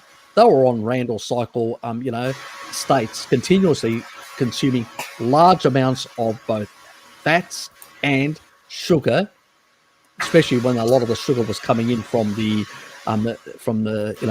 Americas after they'd found, and as a consequence, that's when their health, not only in that area, but also the rates amongst the aristocracy, the rates of constipation went up. And you can there's actually old literature that actually shows that and discusses it, in quite detail. And they use sort of all sorts of enemas and all sorts of things. That's when all the enemas were actually developed, for basically dealing with constipations amongst royalty. Here's another one too. Correct me if I'm wrong, but doesn't the soluble fibers like inulin stuff instill the runs instead of constipation? It really depends on what the composition is. So if you're basically, let's say you're not really consuming a lot of other fibers and you're basically just taking that as a high supplement type thing, you can have where it holds a lot of water. There's not enough volume of, and then it can actually become a bit more runnier because the body has to, your colon will recycle a certain amount, but can't recycle beyond a certain point. at a certain rate. And if you're using things that are actually taking up a lot of fluids, then as that moves through the colon, eventually, just there's a bit of a, the peristalsis will actually break that up and create the sort of runs. Yeah, that's sort of, if you're taking that without real food or not enough real foods, that can create that. It's a strange sort of thing, and it's usually because of the way these things, but also these things can also basically, if they lose a lot of that water, they can become extremely constipating as well. So if they dump the water, you can go from a state of high constipation to low constipation, like diarrhea, and back and forward on some of this sort of stuff. So it can be, and that's because of the peristalsis and the water holding and stuff like that. It's sort of, and it does vary with people. It's and it hasn't. We know about it, but we haven't researched it well either. So it's it's more from N of ones. Most of the stuff is from N of ones when it comes to that. But the only good study we've got on fiber is that one study that was done in Australia, and that's about it. Everything else is pretty much, So anyway, I think we're getting closer and closer to the end. So I think we've covered most. But we've covered most things that people have asked and all that sort of stuff. At the end, guys, don't expect governments to basically look after your health. They're out there basically for the money men of this society. If you got that, they'll open their doors. If you don't have that, they'll pretty much just tell you to go and eat kibble and promote it. And that's what's happening. What you as individual citizens, like Wes and others in the US and even Australia elsewhere, we need to become more vocal about these things. We shouldn't sit back and basically accept it, because if we don't become vocal, we'll have the vegtards and many of the others basically running shotgun over us. That will be prone to collapse, and we'll have to face that, because the things that Mr. Serpanos here simplified that I was going in the explanation about, those particular calculation knowledge and facility law problems will manifest nastily much sooner if they run shotgun, and we will be witnessing quite a shit show for it when it goes all out and collapses on itself. Pretty much. And that is very much the true. We are at a time, an inflection point in history, where we can either take steps to basically, slow down the train wreck and actually bring some policies. Basically, it means that, we need to basically, we don't need a Green New Deal. What we need is a new deal for the average person in the world.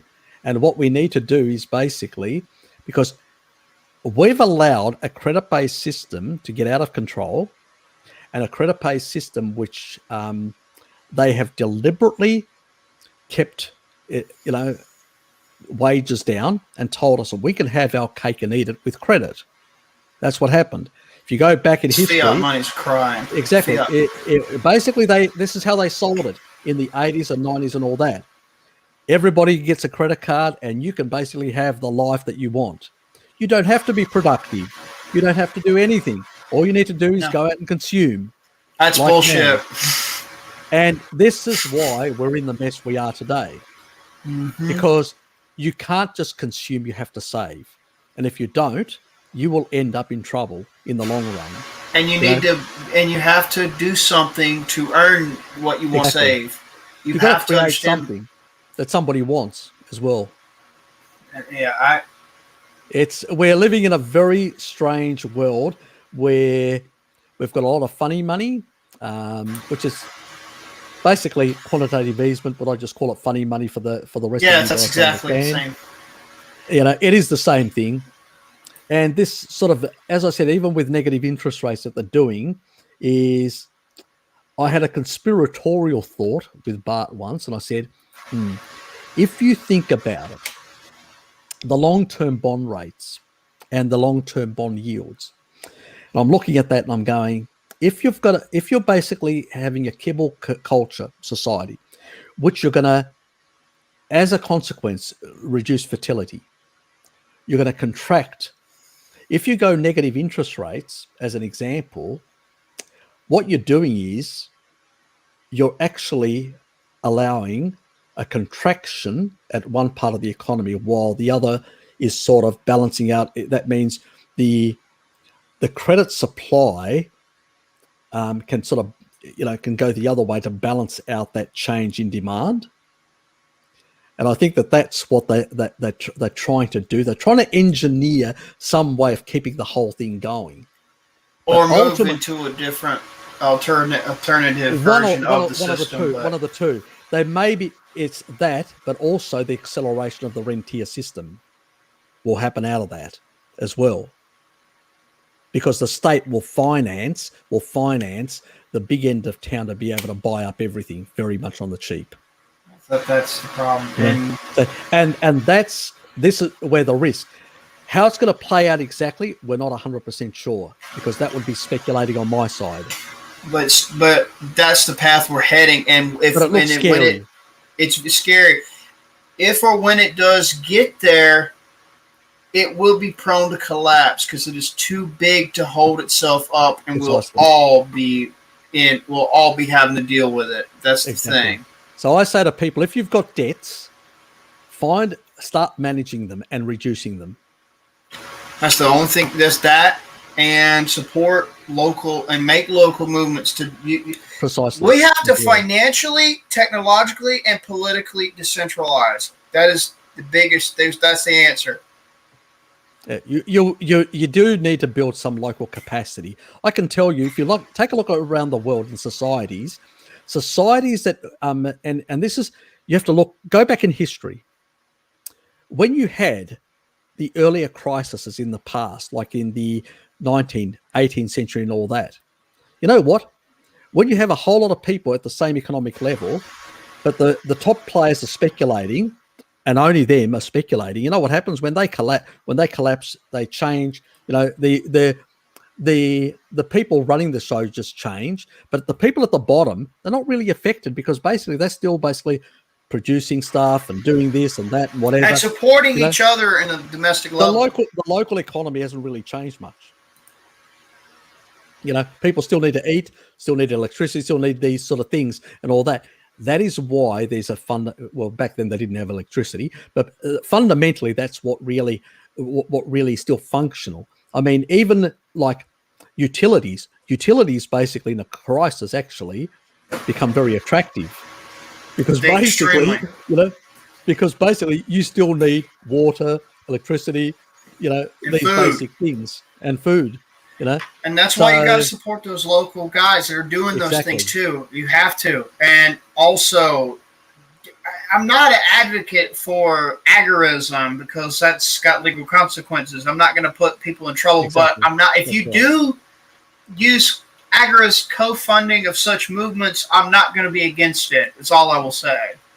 Have you ever heard of that term? And even people, basically, I mean, I know that co-ops have a dirty word, maybe in America, I don't know, but even basically local people cooperate, creating cooperatives of one sort or another, local businesses and small businesses. There's nothing wrong with that, because basically, just think of it. In the past, we used to do cooperatives. You know what it was called? Extended family getting together and doing things. That's what it was. Yeah, we used to have cooperatives. The only difference is in these sort of cooperatives, you're not related. That's the only difference. Yeah, we used to do cooperatives. We used to do different kind of unions. We used to do mutual aid. The government and the propagandists phased mutual aid out to put Social Security in. That's how I got fucked. I got a digital scan of a whole book covering that. We used to have actual unions doing our wages for us at the local level, which is the only real way you're going to do it, because the politicians are just going to print money away, fake money to do it, instead of actually. And that's what the 5 Scandinavian countries, Sweden, Switzerland, Denmark, Iceland, and Norway, they use local unions to barter their wages without inflating the dollar into oblivion. That's precisely, and they actually have, directly with their people working at that local level. That's the big key. Yeah. Yeah, it's not like in Australia we have all these legislative and all these organisations and commissions and whatever else that basically they don't really, people don't get any benefit out of that. Where locally negotiating locally, you can actually come to arrangements, productivity arrangements, and all sorts of other things. It basically is a win-win for everyone, ultimately. That's why we used to have that. As I said, let me make it one clear. It's a win-win within an imperfect system. Let's not over-exaggerate. It's still an imperfect system. It's man-made. But you know what? It's not going to be as chaotic as what they've created. That's the huge. You get as many wins as possible in an imperfect system, and you still come out on top with it, which is what you're looking for. Exactly. Long term and short term. Anyway, I gotta go, Wes. So it's been a pleasure meeting you. Likewise. I'll definitely have you on again. We'll talk more about this sort of stuff and other things, nutritionally wise. I'm glad you're actually enjoying some of the stuff that I've been putting out recently. I've been trying to basically increase my attack against the repeats. I see type groupings. I see them as the biggest threat against the low carb community currently. They are, and the carnivore community. At the end of the day, the vegans are exhausted. The only thing is where the vegans are becoming popular is on the climate change and all this other stuff, and that's through the media, and that's a difficult kettle of fish. So my focus isn't actually to go. My focus is basically to create little snips of videos, because a lot of the woke middle class and all that don't have enough attention span. No. And I'm trying to make little videos where they've heard all the nonsense, where their, carny relatives can basically just send them a link and say, when they look at this. Exactly. Check this out. Check this myth out. Check this myth out. Check this myth out. I just want to give people ammo to deal with some of their relatives, because if they can shift some of their relatives over time, the more we it's like 7 points of separation, all humans. The more people around us we can actually shift, the more people they will shift, and it becomes like it's a cascade. A cascading effect. That's what localism is. This is why we both advocate local political action too, and decentralization. I'm trying to do something similar on the web, on the YouTube or whatever. Hey, that's what I'll do when I'm making videos. I'm doing how to go environmental green, how to go green market style, and be realistic with it. There's a lot of shit most people don't even know about. I can make feedlotting regenerative. I know enough. Exactly. I figured with Pathos how to do it. I've mentioned there's even small businesses like one of my mates, because he's got a small business, and it's basically in coffee machine. They repair coffee machines, but they also produce a lot. Like they produce like roasted coffees and stuff like that, and different brandings for the local businesses here and for himself as well. But a lot of the sort of like the residue from some coffee machine, when you actually make coffees and all that, they pass it on to one other guy who's another local businessman. He actually uses it basically and puts it in his soil. There you go. There is so many things people can do by locally linking up and creating these relationships. They can save themselves a lot of input costs. At the end of the day, successful small businesses are successful because they can control the input costs to the operation of their business. That's the secret of small business. It's controlling the input costs. Another thing too, and another suggestion is, hey, there's a guy I know, a black guy I know that's like 95 years old. He wrestles giant hogs by himself, more than the average individual. Like he raised pigs. But what happened was the local regulation nonsense kept him from being able to take food waste and turn it to pig feed. You had to buy more feed stuff instead, which added to his cost. Now, that's another good idea, WJ. That's a great idea. That's a badass one. Yes. Fuck yeah. We need to come up with, as you said, more ideas, and we need to share them amongst ourselves and other people wider within our families and friends and all that. People can make changes. Ultimately,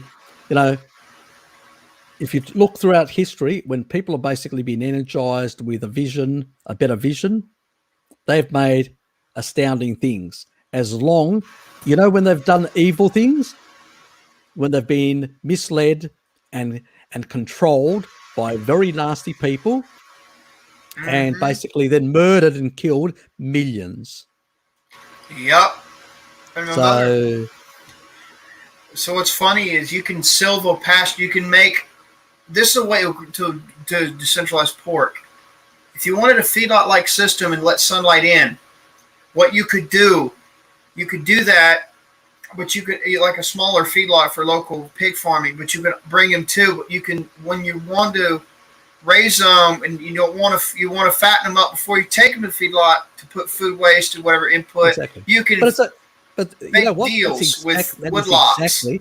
But remember, Wes, that is exactly what in the past everybody had a piglet in a at the back of their little shack or home or whatever it was, and they basically had a pinned they had basically fencing which just pinned it in, wooden fencing and all that, and they basically threw all their scraps and stuff like that. Because somebody said to me, "Oh yeah," I said, "Well, what do you think? Most pigs have been fed for most of their life. Scraps. That they are basically monogastric omnivores. We fed them grains and all sorts of things. It's absolutely nonsense. And if you, as I showed that recent video, I actually showed that basically here you had a pig that was basically fed 100% grain, and the other one was pastured, and the pastured actually had, slightly more omega-6 than the actual, so. And they were grain and rapeseed meal fed, which was amazing. Yeah, exactly. This is the thing that people don't understand, that basically animals, the way they take, if they're monogastric, now, there is a difference between herbivorous animals. Yes, huge. Like cattle. That is completely different. People are confusing cattle. Now, grain-fed cattle is different. Their profile, the fatty acid profile, and a lot of other things can be slightly different. Not as bad as people make out, but it is different. But when it comes to remedy that too. It isn't that easy. What was that? You can remedy that too because there's a formula. Yeah. If you took the grain, say we grow corn over here a lot. We grew the big corn growers. So if we took 9% of the corn that we take for animal feed, if we grow that, companion crop it with fava bean, we cut the land use down, minimum of 43%. For yields on the same acre goes up by 43% for corn minimum. That's on the phosphorus piss poor, nitrogen higher dirt. But anyway, we got good soil comparison, so this will go up more. That could be used as a way to hire more people locally to harvest the fava beans, and then they can take the machines to come in to harvest the grain.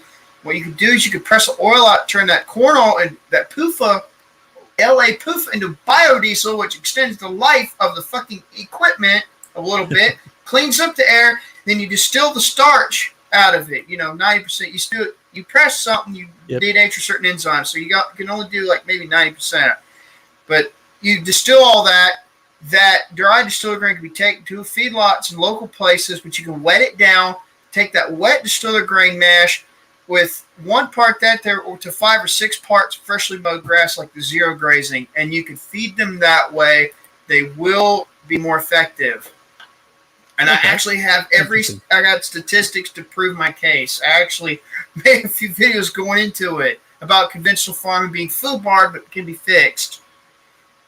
Look, I think anything can be fixed if it's just the way it's being done. Yeah. And I think that there has to be pressure at the local level, because at the national level, by the time it hits the politicians, it's morphed into something. You say, well, that started with an idea at the local level, and it's got to the federal level, and it's morphed into something which is completely either the opposite or something which is completely different in the way it's actually morphed. And I say to people that ultimately you're only going to bring profound change to your communities first, and then those communities will become beacons for other communities. And if you take a look around, if you take a look at take Germany, for instance. They say, why is Germany so competitive? Because it's got a whole lot of small niche businesses. And that grew out of an organic local where certain communities locally built a whole lot of competitive businesses, and then other communities replicated it and replicated that whole model. And now Germany is basically like an absolute competitive machine. No, very hard for most other countries to compete because they actually developed this organic local based level. That never happened in the eastern part, and that's why the eastern part is still a basket case to this day. And do you know what I'm getting? The sort of differences. They used to be, but the Eastern, China used to be that way, but they had some proto-fascistic leanings due to the conflation of hard government, nanny government, and Confucianism. They conflated the two due to the legalist, and then they had other proto-fascistic doctrines in Han Dynasty China. That was a weakness that was just a gateway for somebody like Mao to get in with his own flavor of Marxism, twisted what they have now. Yep.